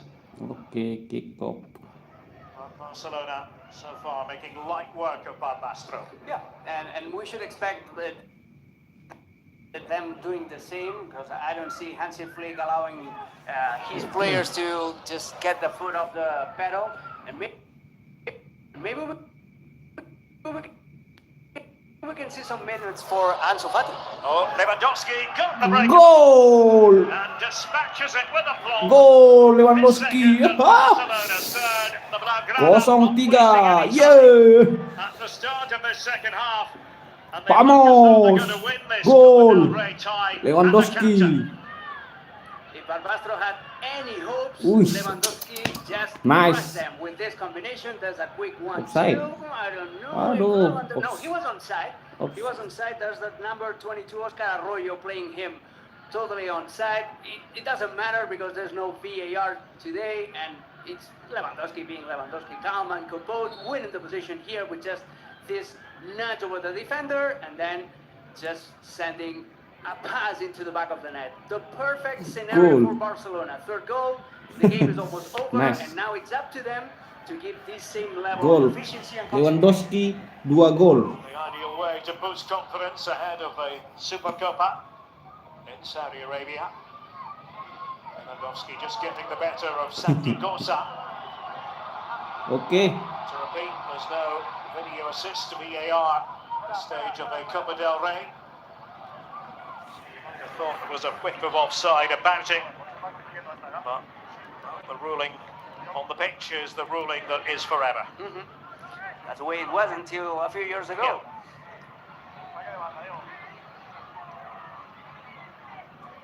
So very arduous road back here for Barbastro. Came into the match in good form, full of confidence based on league results and the cup run so far. Wins against Simone Vieta, team from the Oh, Basque Pablo region. Torre. And Espanyol, quite a feather on the cap of coach Dani Martinez. Managed to take out Espanyol. This was Oh, Pablo Torre, Torre. who felt the pain. Israel Garcia with the challenge. Yeah. good minutes, good playing time by Pablo Torre, who's usual sub or even being left out of the squad. We saw Ansu Fati warming up alongside some other subs for Barcelona. This is a good chance for him to trying to keep his fitness level at the way he was before getting those two injuries, back-to-back injuries. Not that long ago, he was the great hope of Barcelona. That's why he wears the number 10 jersey, but it didn't work out. Ansu is my idola. Going out on loan last year at Brighton, and he's in a very, very delicate situation right now. Lewandowski, pass wasn't quite what he had in mind.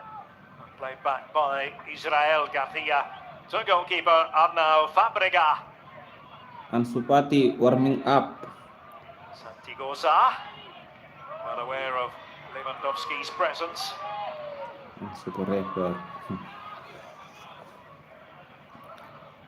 I always feel in a game like this that it's important for the underdogs to strike first. When that doesn't happen, and the favourites in this case, Barcelona, score once and then pretty quickly on the back of that first goal, a second one, it sort of slams the door shut, doesn't it? The ideal situation is obviously scoring first, but if not, trying to stay alive, to keep yourself into the game as long as possible. But once you concede 2 goals, you know that it's almost over, that it's an impossible mountain to climb.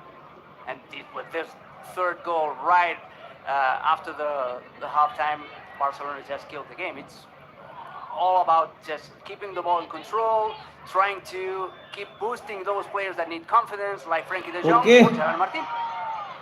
Gerard Martin, Lewandowski. Trying to control it, goes down, penalty. And that is penalty. Penalty. Just waiting for the signal from the referee here. See exactly what transpired. It's an attacking foul. It's an attacking foul, and it could be even a red card.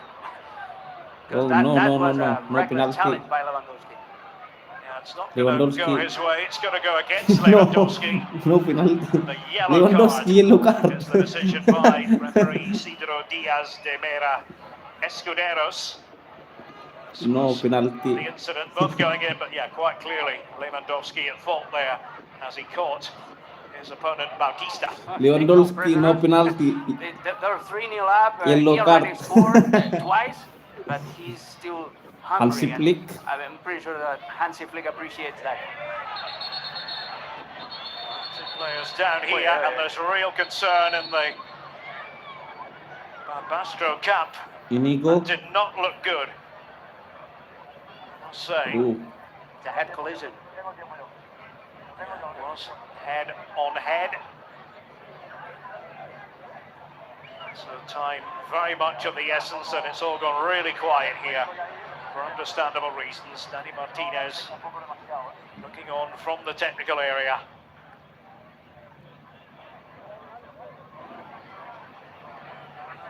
Well, this can happen in football, but it's never pleasant. See, Inigo Martinez. There. And Jaime was the other player involved, head on head.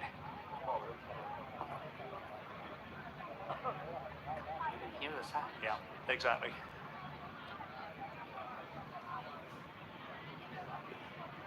Well, it's a sporting contest, but it's ultimately about human beings, and with that in mind, Inigo Martinez. all extremely quiet here in Barbastro. Barbastro medis. He's going to be taken out of the game on a stretcher. But main thing is about his safety and his health. I think we've all learned, haven't we? Head injuries, you do not want to be messing around with a head injury. And warm applause here. Jaime, the Barbastro player involved in that. He's moving, he's conscious. That's a good sign. But yeah, the game is over for him.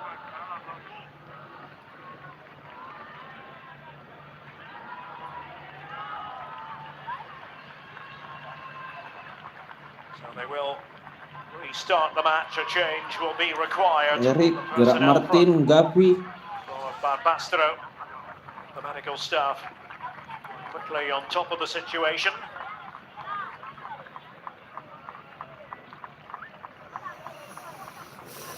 Referee just explaining exactly how he's going to restart. Explaining to Gerard Martin.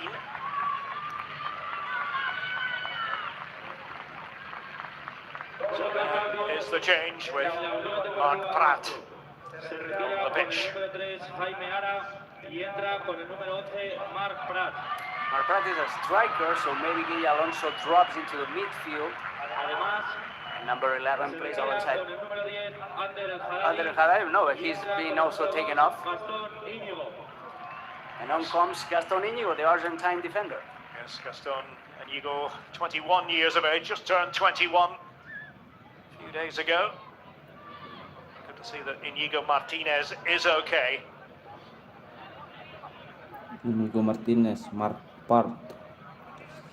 Back on with the football. Here at the Campo Municipal de Deportes. 3-0 to Barcelona. Robert Lewandowski with a pair of goals. Eric Garcia had the first one for Barcelona this evening. It's Garcia who headed that one on. Torre for Kounde. Okay, Fermin. Find the right angle, well, the offside flag has gone up here. The run was made by Fermin Lopez. Fermin Lopez. Offside? Just. Wah, no offside. Maybe not. Let's give the referee the benefit of the doubt. Gaston Inigo is playing on the right-hand side of the defense, like a right wing back. And that will push Hugo Bautista a little bit farther up the field.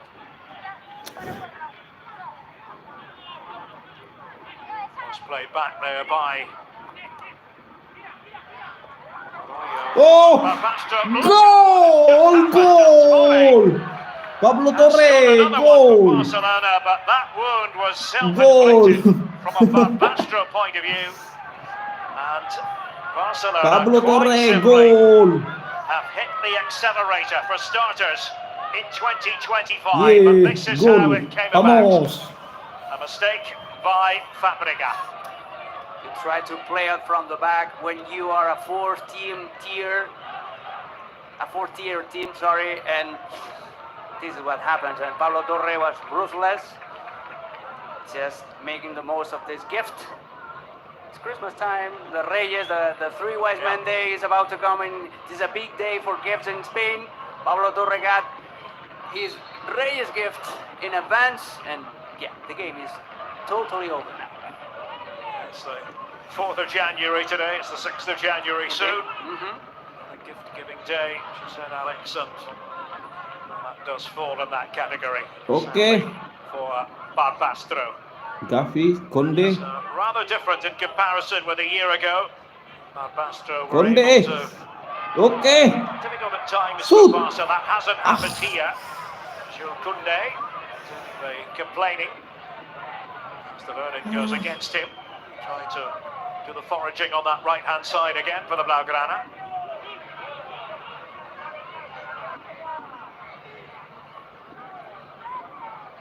To control it with his chest, he thought. No. So throw in here for Barbastro. And Inigo to take it. Laporta, we've seen plenty of him. Laporta, siempre Screens plan. in this game. Okay. So that's usually the case in every Barcelona match, but I think we all know why we're seeing a little bit more than usual of the Erik Barcelona Garcia. president. Because we expect some sort of explanation about what is going on with Dani Olmo, but he's been super quiet, and that's unusual. You know that Joao Laporta loves to talk, but he knows that he's in a very delicate situation right now. A chance for the players to forget all about that. That's what they have been doing, in fairness. It's been a really good level performance this from Barcelona. On the one hand, you would expect it against a team from the 4th tier, but It's not always a mere bagatelle. Nope. You can ask Espanyol or you can ask Mallorca, who got defeated yesterday.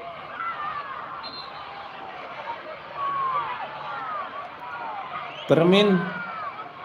It's beaten by Pontevedra. A very convincing nil margin as well. Oh, Gavi. Was Alonso, who was booked in the first half by referee Isidro Diaz de Vera Escuderos. Alonso is playing inside right now. He was the second striker in the first half, and with all the substitutions, he dropped into the midfield. So it goes Barcelona's way as we move towards the hour mark. The first game of this new calendar year promises to be a very busy month of January for Barcelona. Involvement, of course, coming up, starting in midweek in the battle for the Super Copa. Once again to be held in Saudi Arabia. Still a couple of Champions League matches left in this new format. Got Benfica away, Atalanta at home, but things have been going rather well for Barca in the Champions League after that initial setback against Monaco. Perfect, so hopes are high that they will be in the top 8, which is all important in this new mode of playing, new format. Which I really hate, to be honest. Do you? You're the first one I've heard say that. Really? Maybe not the first. Oh, we should talk about it. No, I just like the classic. I think that the previous format was absolutely perfect for the Champions League. Yeah. It's overloading even more the tight schedule for the players and significant games, giving second chances to teams that didn't perform in the first leg. I don't like it. And that's absolutely fair. It certainly means more games for the players. Those who do like the new format have said that they enjoy the variety, different opponents. It's going to just take off. Kounde continued his pursuit of the ball. Able to get there. Lewandowski scoring twice. A goal here from Torre. Kubarsí out. Laid on a plate for him by Fabregas. Lewandowski. Break over towards the touchline, so to Inigo Martinez. So Cubarsí is on, and Ansu Fati has been readying himself for action. He takes the place of Robert Lewandowski, congratulated by Hansi Flick, his coach. A good opportunity here. Much needed opportunity, you might say, for Ansu Fati. As we said, he needs to get back on track in his career. Last year was a nightmare with few minutes of playing time at Brighton. He's been dealing with injuries since he got caught by Isamandi in a game against Betis 3 years ago.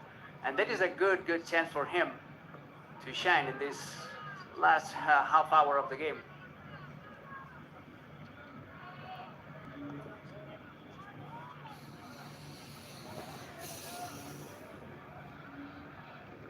One-way traffic here in Barbastro.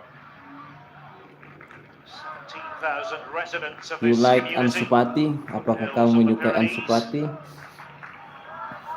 Ya, I like Ansu Fati, Gavi, Pedri, Casado.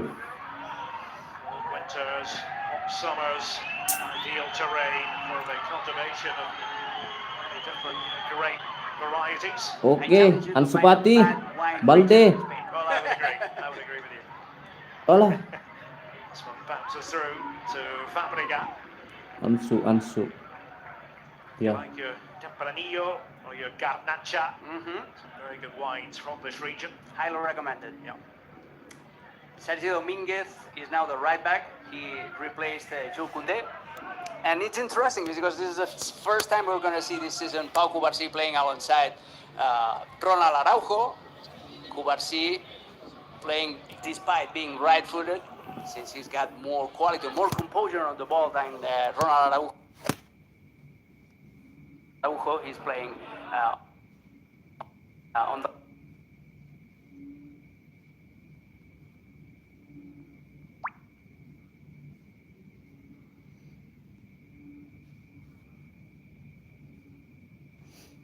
...25 goals in all competitions this season, 14th successive season for Lewandowski, with at least 25 goals in all competitions in a campaign.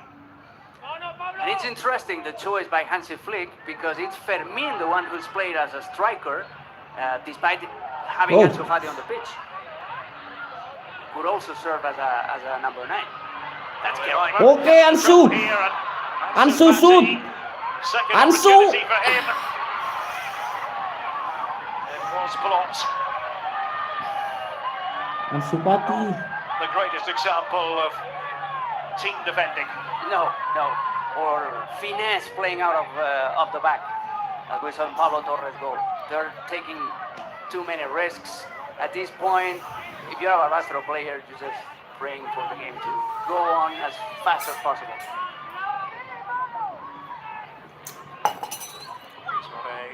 At the ready. Also trying to get on the ball swiftly again, but maybe scope here for the counter-attack. Alonso has made that run. Okay.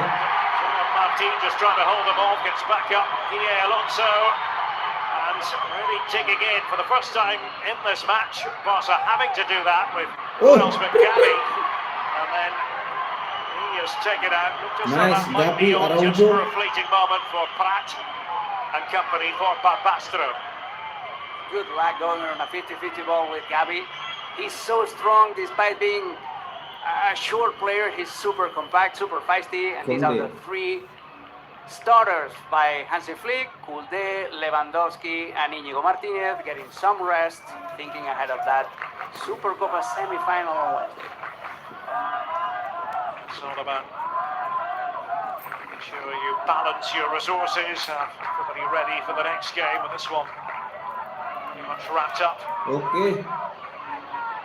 For space again, Fermin Lopez. And Ansu Fati by his side.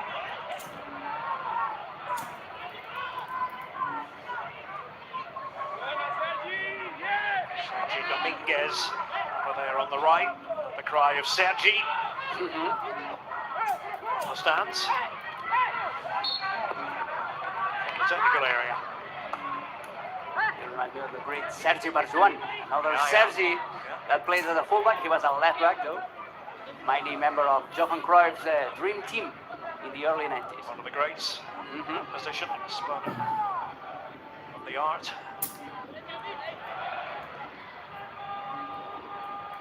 Barcelona still applying that high line strategy even against a 4-tier team.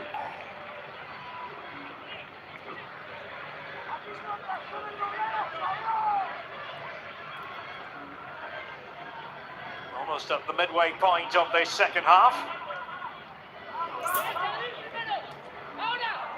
Something of a Copa del Rey clobbering being handed out by Barcelona. This bumpy pitch, we've reference to it, was bobbled around, hasn't really troubled Barcelona to any great extent. Batista, shuffle of feet there, but was essentially doing it on his own, and that has been one of the problems for Barbastro in this game. Individuals having to do it on their own. Barcelona with a high technical level, something that they have been able to master their way to what looks like an inevitable victory. The game is going to be quite open in this final stretch, because you can tell that Barbastro players don't care about defending so deep anymore. They just conceded 4 goals. They have nothing else to lose. So they're going to try to press the ball. They're going to try to have their moments, and that will open up a lot of spaces for Barcelona. So not so optimistic sort of pass this time. Too much on it for Hugo Bautista.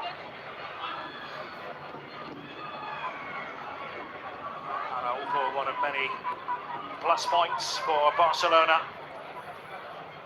Not always entitled to think a player is going to come back and be as impactful as he has been. Following the long layoff, here's De Jong to pass it, the break of the ball. The boot there of Gerard Martin.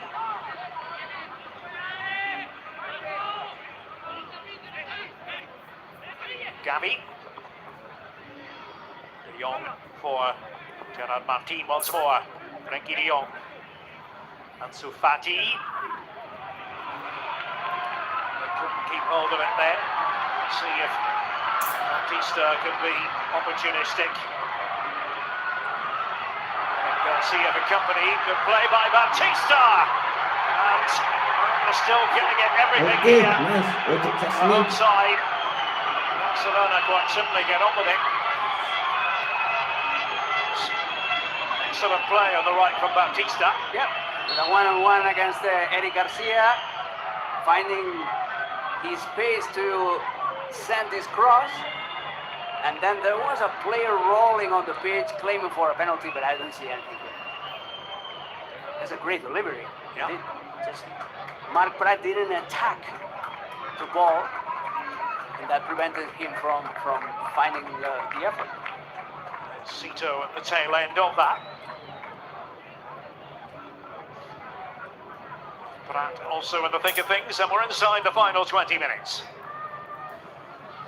Don't forget, after the final whistle, stay tuned for K. Murray, Alejandro Moreno, Garcia. It's busy Copa del Rey Saturday. It's a nice change of pace to usher in the new calendar year. Frenkie de Jong. So the main thing for him this new year is just to play. I suppose you're going to say that when you've had injury problems, but one thing is talent. Lopez scurrying after it in the end, having done plenty of the hard work there. He's got a lot of competition, Frenkie de Jong, because Marc Casado has been outstanding for Barcelona. Pedri, Dani Olmo, when he was registered, was also a starter every time that he was fit. Also, Gavi and Fermin provide a lot of energy, so he needs to step up and leave all those injuries behind.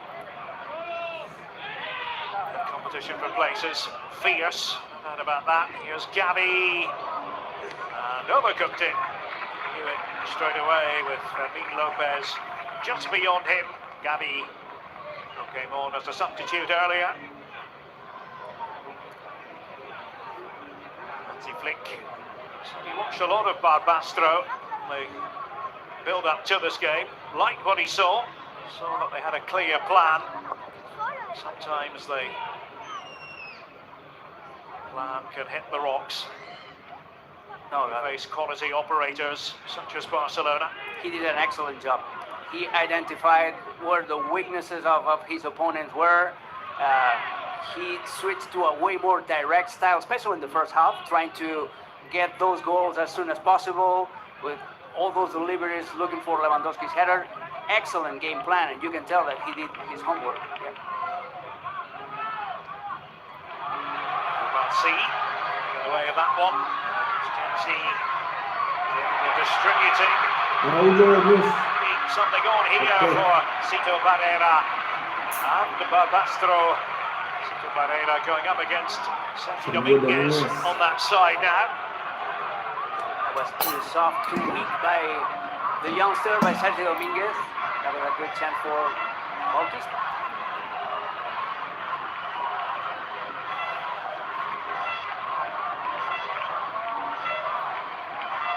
So the players waiting. Bean, that deep ball in. A huge roar if Barbastro find the net, even though the home fans are realistic enough to know that this is done and dusted in terms of who's going through. But Stegen at this point will be well received. Laporta remains in his seat in the main stand here at the Campo Municipal de Deportes de Barbastro.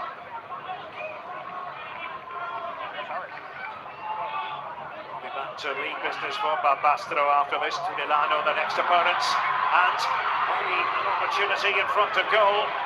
Then they had Bautista in the advanced area of the pitch. He's wondering what on earth is going on. So thinking decision goes Gavi's way. At this point, Derek, you can tell that Barbastro don't mind conceding one more goal. That all they want is just scoring one. Great defensive coordination. Araujo fell a little bit behind of the rest of his teammates, but again, great coordination. And look at how Cubarsí's composure juggling with the ball. But at this point, going back to Barbastro's players, they just want conceding one goal, and every player wants kind of like their moment on the spotlight. You just want a nutmeg, something, a step over, something that will kind of raise a little bit the crowd.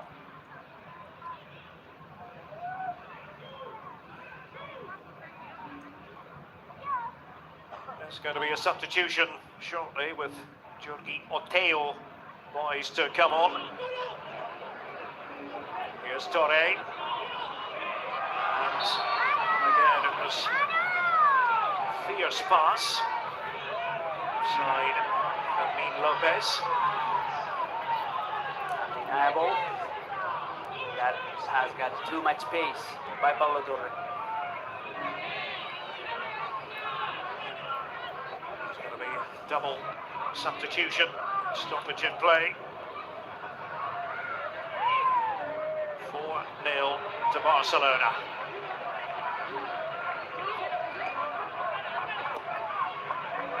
Again, the defenders had stepped up. Bautista. Some enterprising play from him in the last few minutes. Fati getting himself on the ball for Barca. And Frenkie de Jong back to Araujo.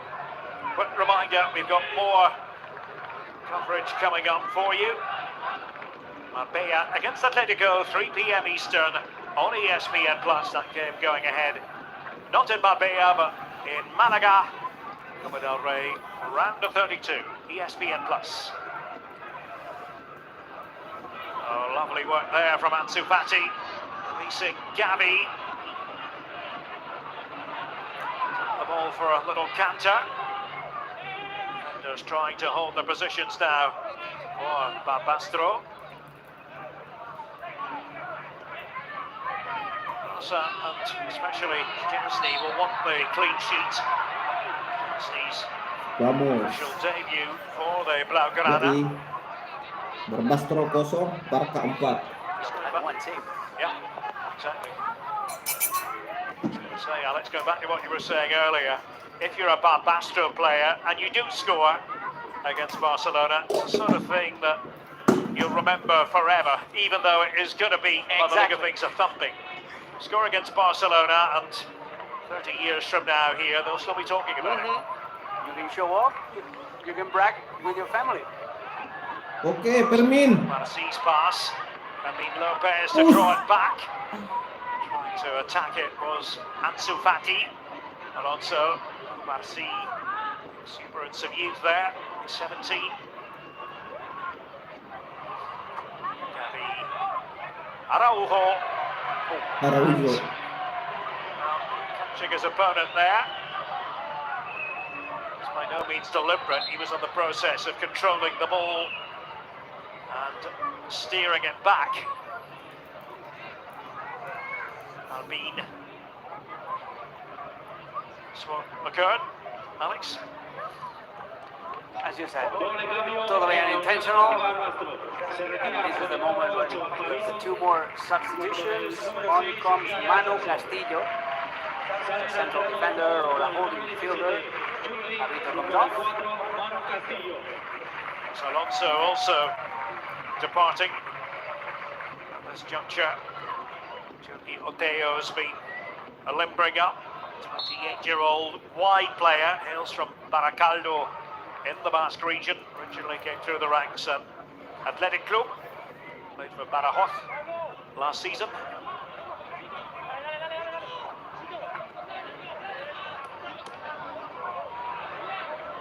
It's a pretty significant margin, this 4-0 to Barcelona.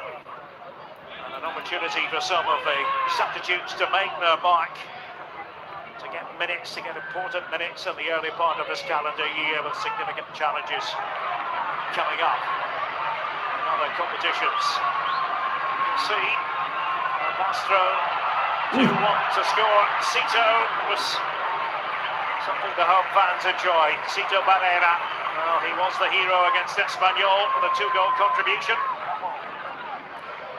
He barely touched the ball today, but you can tell that he's got some quality. Here he is again. Cito Barrera.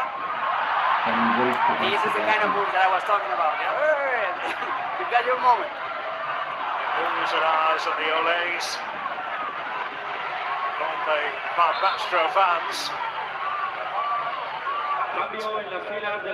Substitution here for Barcelona. Fernandez is going to come on, 16-year-old. So this is the ideal situation really for him, isn't it? Torre goes off, having got his name on the score sheet. 10 minutes to go, plus stoppage time. 4-0 in front. And a chance to shine with the first team for the youngster. Yeah. Quite a moment for him, being 16-year-old and just enjoying, even if it's just 10 minutes with FC Barcelona. His cousin, Guille Fernandez, also played for Barcelona B.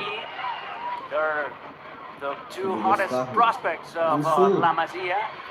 And this is going to be a great moment for him, and good moment, good playing time for Pablo Torre. This is one of the positives of the game. Pablo Torre's involvement. Okay, Ansu Fati. It's fine work by Fermin Lopez. Looked as though Ansu Fati might want to run on with it himself, but he's holding things up. And here's Gavi.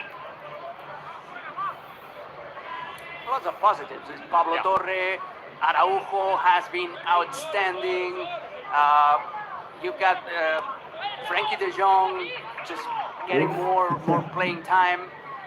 There's plenty of positives. Stegen having quite a quiet game as well. Ansu Fati. To do it in a stylish fashion. Gavi having made that run. Yeah, never any guarantees. First game of the year against lower division opposition on a pitch. You can see it there. That is a long way from being perfect. Bayer looks better than this.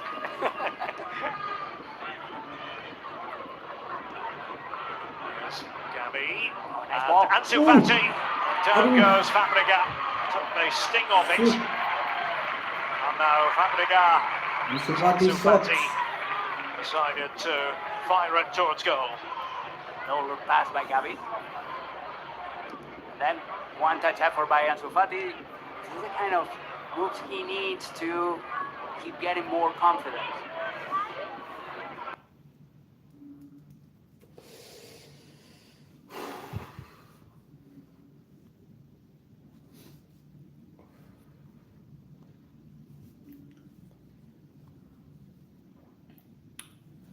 Ansu Fati.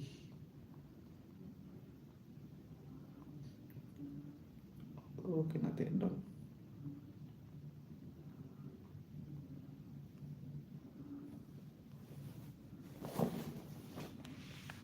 Take down.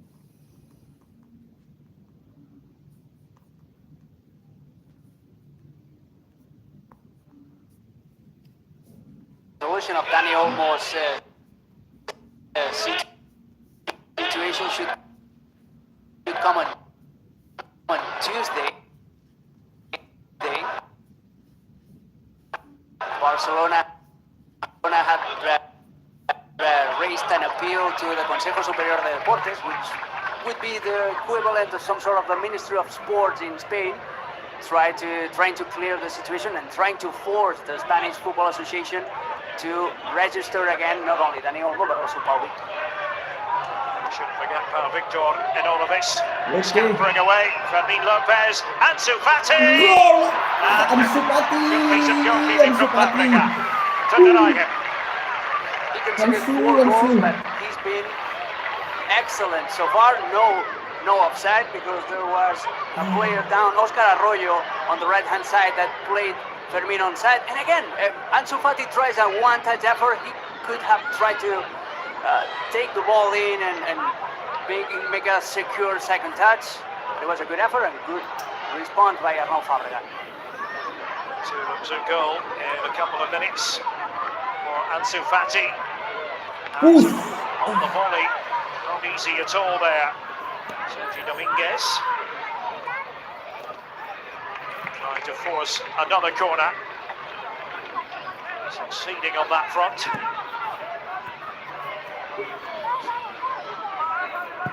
Back to league business soon for Barbastro in the 4th tier. Federación. Hernandez the opportunity again to take the corner. That was a pretty good one. Inigo. Just off target when all was said and done. The end there for Barcelona. And we have a change in the offing. That is all for Fabregas, the goalkeeper, who I must say has acquitted himself pretty well. Made a few fine saves. A couple of them in the last 2 or 3 minutes to foil Ansu Fati. So off goes. And now Fabregas, replaced by Victor Mendes.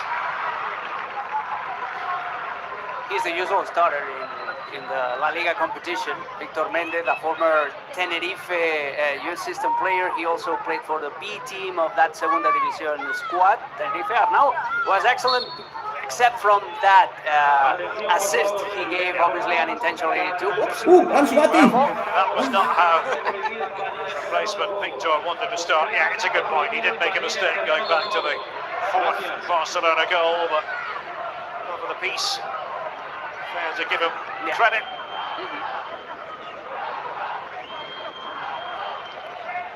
Playing over there, Cito Barrera, with 4 minutes remaining. A reminder, Murray standing by in the studio. Is this going to be problematic for Barcelona? Well, it very nearly was. The chase was really on there. It was Inigo going after it. It's a difficult one to judge, you might say, for Gerard Martin. Nice, Martin. There was a miscommunication between Gerard and Stegen. Still full of energy, Barbastro. 4-0 they trail.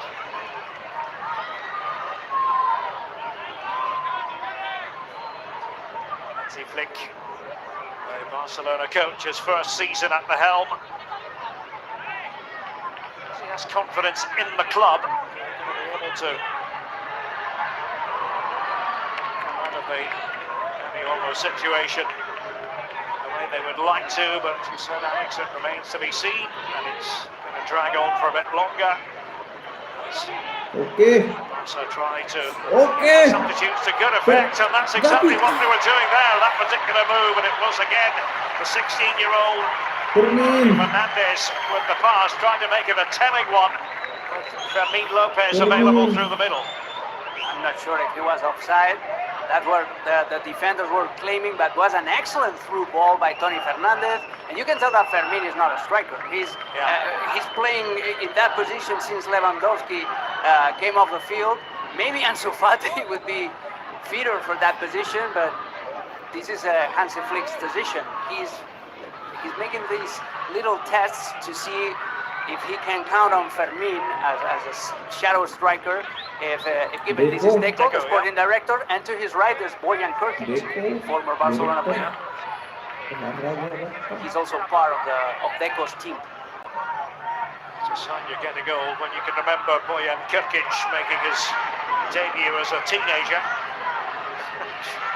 was labeled as the new Leo Messi when Leo Messi was still 20-something. He made a breakthrough season, being only 17, and he got a lot of mental issues, and he's been quite open about that. There's a documentary at TV3, the Catalan public broadcast, where he tells his story, and it's quite compelling. Okay. Fermin. Nice. After this one, full of vigour there, but was barging his way in was Jorgi Oteo, the substitute for Barbastro, in the dying embers of this game now. Fermin. Really, after Eric Garcia put Barcelona ahead, was an inevitability about it, especially so when Robert Lewandowski made it 2-0. Those goals after 21 and 31 minutes, respectively. 2 additional goals in this half. Lewandowski with his second, Barcelona's third. Pablo Torre, after a bad mistake by Arnau Fabregas, the goalkeeper.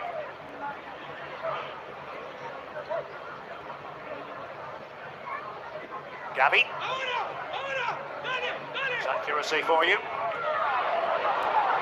Fernandez trying to bring it down. See Fernandez on the pitch. Of course, you are reminded of the importance of La Masia to Barcelona, who they are, what they will always be. Exactly, and especially in financial trouble, this is where you need your system to produce players, and no other your system, other maybe than Chelsea, has produced more Primera División players or more elite players than FC Barcelona in the last 20 years.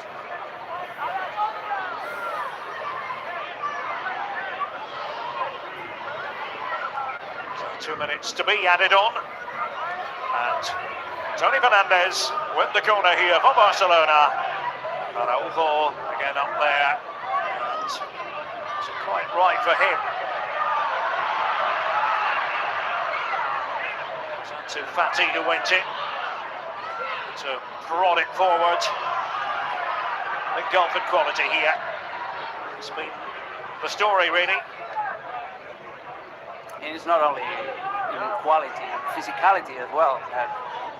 Barbastro don't have a similar player like Araujo or Lewandowski, a dominant figure in both boxes. That's a very good point, Alex.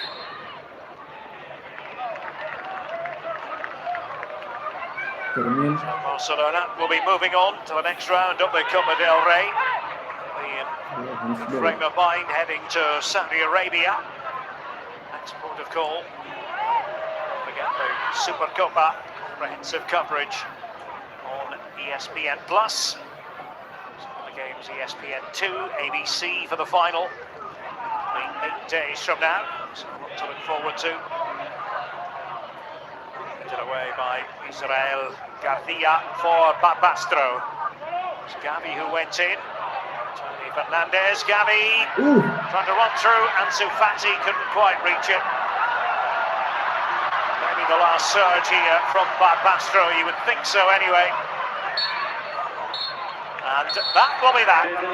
Barcelona easing through to the next round of the Copa del Rey. Hansi Flick's side far too strong for four-tier Barbastro.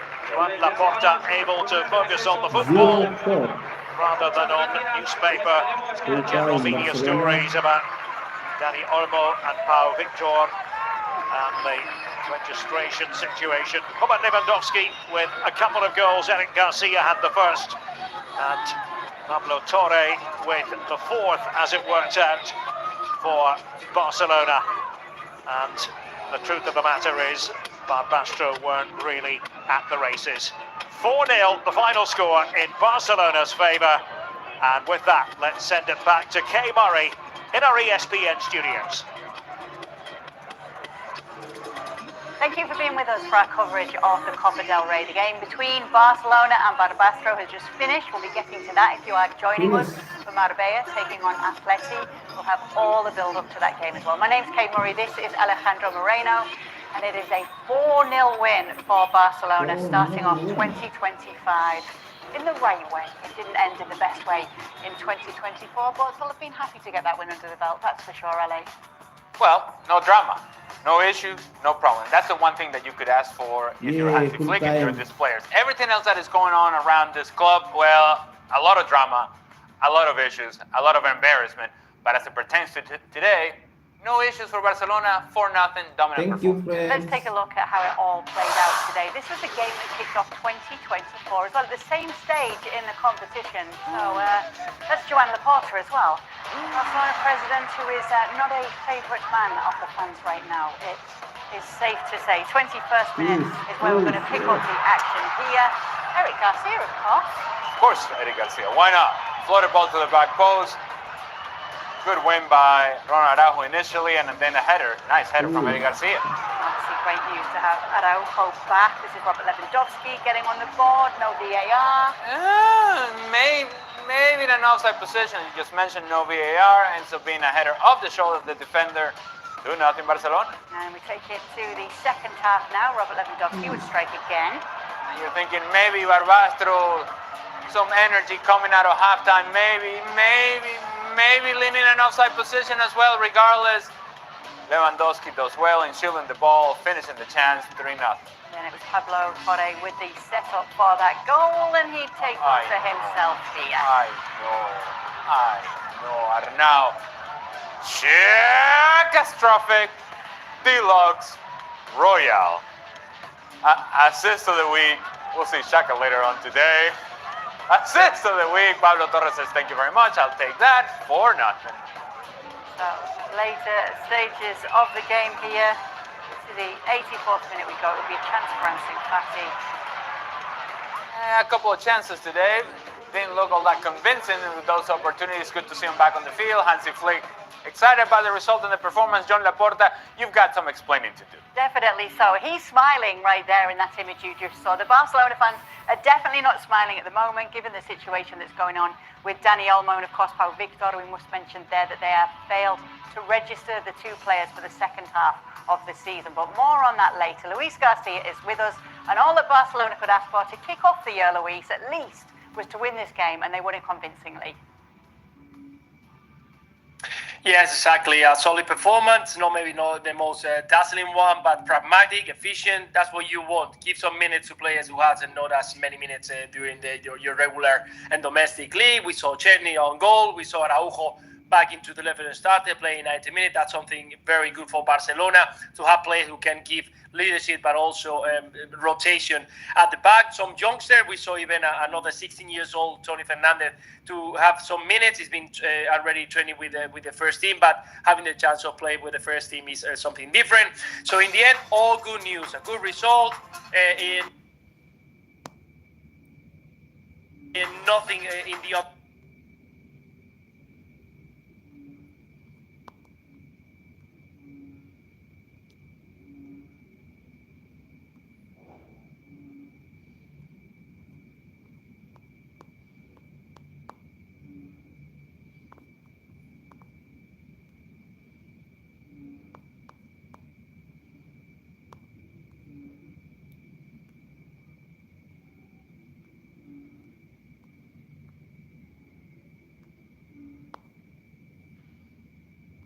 with Xavi as a manager of Barcelona, Ronald Araujo was struggling, and he had individual mistakes. Now, if he can get back to his best level, he gives this team a sense of athleticism that sometimes they miss, that sometimes they don't quite have. And if indeed you're going to continue to play this high line, which is obviously what Hansi Flick plans to do with Barcelona, you need that athleticism, and you need somebody who can cover the distance. Inigo Martinez, as good as he has been, doesn't quite have the pace that Ronald Araujo has. And so you're thinking about what potentially could be the center-back pairing, and yes, it potentially could be, if Araujo gets back to his best, yes, Cubarsí, and then you have Ronald Araujo. And if it's not Cubarsí, it's Inigo Martinez. If it's not Araujo, and then you have a rotation. This is what Luis was talking about. That now you have options to, at the very least, rotate. Whereas before, it was Inigo Martinez, Cubarsí, and then we hope and see what happens if somebody gets injured. Right now, you have cover, which you didn't have before. And right this season, we're seeing Robert Lewandowski in much better form than we saw last season. And it looks as though he started off the new year well today, Luis. Yeah, definitely looked sharp. He was with determination. It's not easy to have the mentality to get in these kind of games where, again, the pitch is not the best form, it's not the best night, 4,700 people attendance. So it's not the most beautiful, more appealing stadium to go to play in a very cold night in Barbastro. But at the end, he's a professional. He was looking forward to score once again, to keep that momentum, to keep that ability that he's got. And again, proving that it doesn't matter where he's playing, when he's near the ball, he's such a dangerous player. And I think he played actually too many minutes, in my opinion. There is a lot of games coming up for Barcelona. So if you want to have the players like Lewandowski fresh, but again, we saw a very good Lewandowski, a very good performance overall for the whole team, and he started very well to 2025. Overall, as it pertains to today for Barcelona, what you have to consider is one of the things and one of the criticisms that we have had of this team. It's a young team. There are going to be mistakes. It's immature how sometimes they mismanage games late and how they give up late goals or how they don't handle certain moments. Well, today was a show of maturity by this young group of players. Today was, I think, a test of can they handle the occasion and the moment and show that maturity to be better than a fourth-tier team in Barbastro, to not fall into the trap of the emotions of the games of 50-50 challenge, to be direct and actually, if indeed you're going to commit mistakes in the attacking half, not in the defensive half, to get beyond the built-in excuse of a bad surface or a bad stadium or that the locker rooms are too small or that there is no cold water in the locker room or whatever else you can come up with in this sort of environment, which, by the way, these are built-in excuses that you can lean on as a player. There was none of that by Barcelona today. They were dominant from the very beginning. They were direct from the very beginning. They were forcing mistakes in the defensive half of Barbastro. If they made mistakes, they made them in the attacking half. They took this crowd out of the game. They took the hope and dreams and aspirations out of Barbastro. And yes, the highlight for Barbastro players will be exchanging jerseys, and that's it. That's all they get out of this. That's what you want if you're Barcelona. That's the maturity they showed today. Yes, Barcelona's image on the pitch today, Luis, much better than what we're seeing off the pitch. Obviously, we saw Joan Laporta there, smiling. He's got a lot on his shoulders at the moment with the fact that Dani Olmo and Pau Victor have not been registered for the second half of the season. Night, bro. Barcelona are going to appeal the decision, Yes, but as good it night. stands right now, they're not eligible to play for Barcelona. Indonesia, good morning, brother. For Barcelona, for Dani Olmo in particular, and of course for Indonesia, Joan Laporta, good- president, because good all morning. the lights, all the spoilers are coming towards him. He's been promising about that there were not going to be another again the same Indonesia. situation. We've seen this happening earlier in the last season.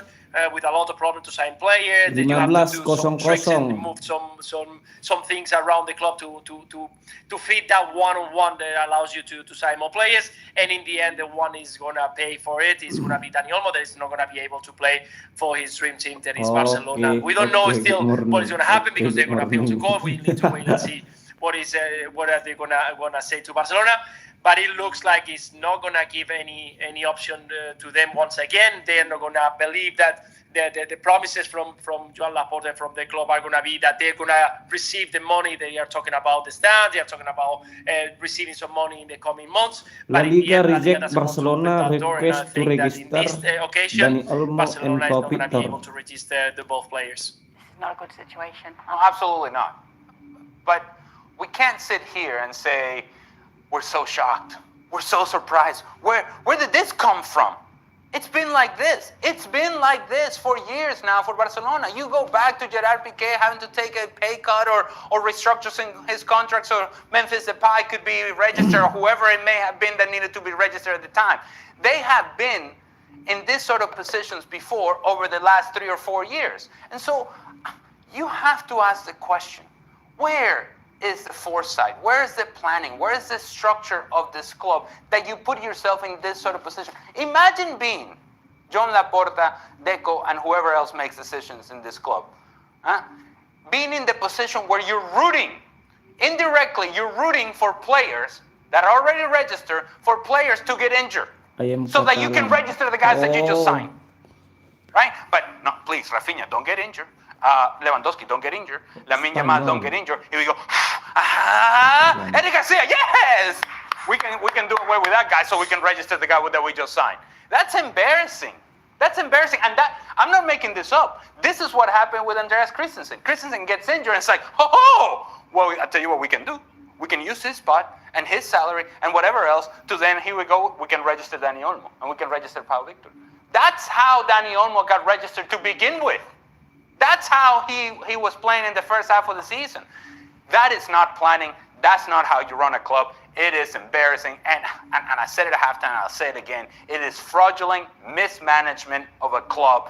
And when it's sustained, when it happens year in and year out, you have to ask the question, who's making these decisions and where is the planning for the future? The truth of the matter is that there hasn't been planning for the future. It's just a bunch of IOUs. And if you don't know what IOU is, basically you're indebting yourself. You're putting yourself in debt without having the money to pay for it. How do you run a club that way? I have no idea. So that's a big chunk of the bad news. But as we mentioned, there is some good news. And one of them is that Ronald Araujo is back. He played today. Here he is speaking after the game. Conseguido por la misión cumplida, además en un partido tremendamente serio del Barça. Buenas noches. Sí, la verdad contento por la victoria. También en lo personal por volver a jugar después de mucho tiempo. Jugar 90 minutos muy importante. Y contento porque el equipo hizo un gran partido.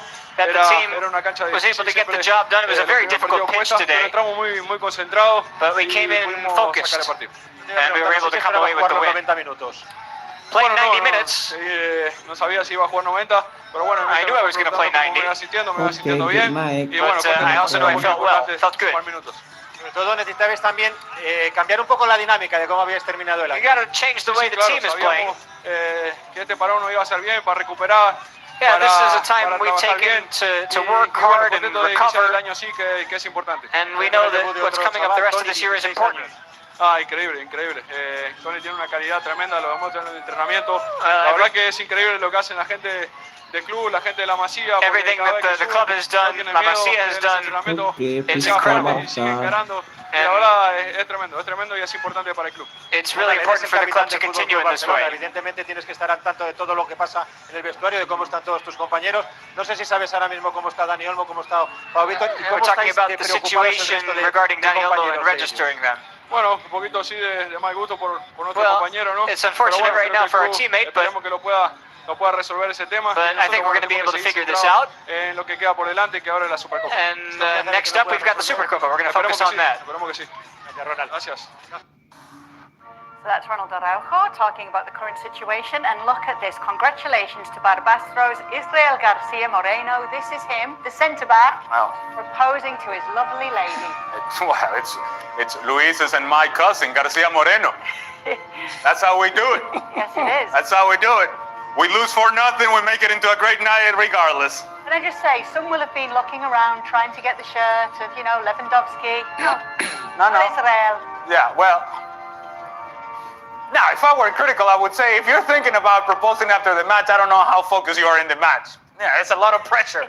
There's more pressure post-match than there is during the match. That's all I'm saying. Can we let him have it? Oh, absolutely. Okay, nice stuff. See, I know Luis Garcia. I know he's a romantic. So am I. Garcia Moreno, let me tell you, what a match that is. I know. A perfect match all right here on this show right now. We've got more highlights for you to show you. Obviously, there's been a lot of Copa del Rey action here on ESPN+. This is Huesca against Real Betis. And there's only one goal in this game. It's update with the setup for Isco. Oh, classy. That. Classy finish from Isco. The first touch wasn't great, but it actually opened up the possibility for him to give a class a height to hit the ball. De tres dedos. Outside of his foot, beautifully done from Isco. Very nice stuff. So you've got two games to choose from in the 3:30 hour when it comes to Copa del Rey action. We've got Marbella against Atleti and Logroñés against Athletic. 3:30 p.m. Eastern for both of those games. And following the Marbella Atleti game, we will be live with you on ESPN FC, looking back on all the day's action, including what's gone down in the Premier League as well. Be sure to stick around right here on ESPN+. We are not done with you yet, though. Stick around. We've got a lot more to talk about as we build up to the game between Marbella and Atleti. When we return, though, we're going to focus on what happened with Real Madrid in Mestalla yesterday. Stick around.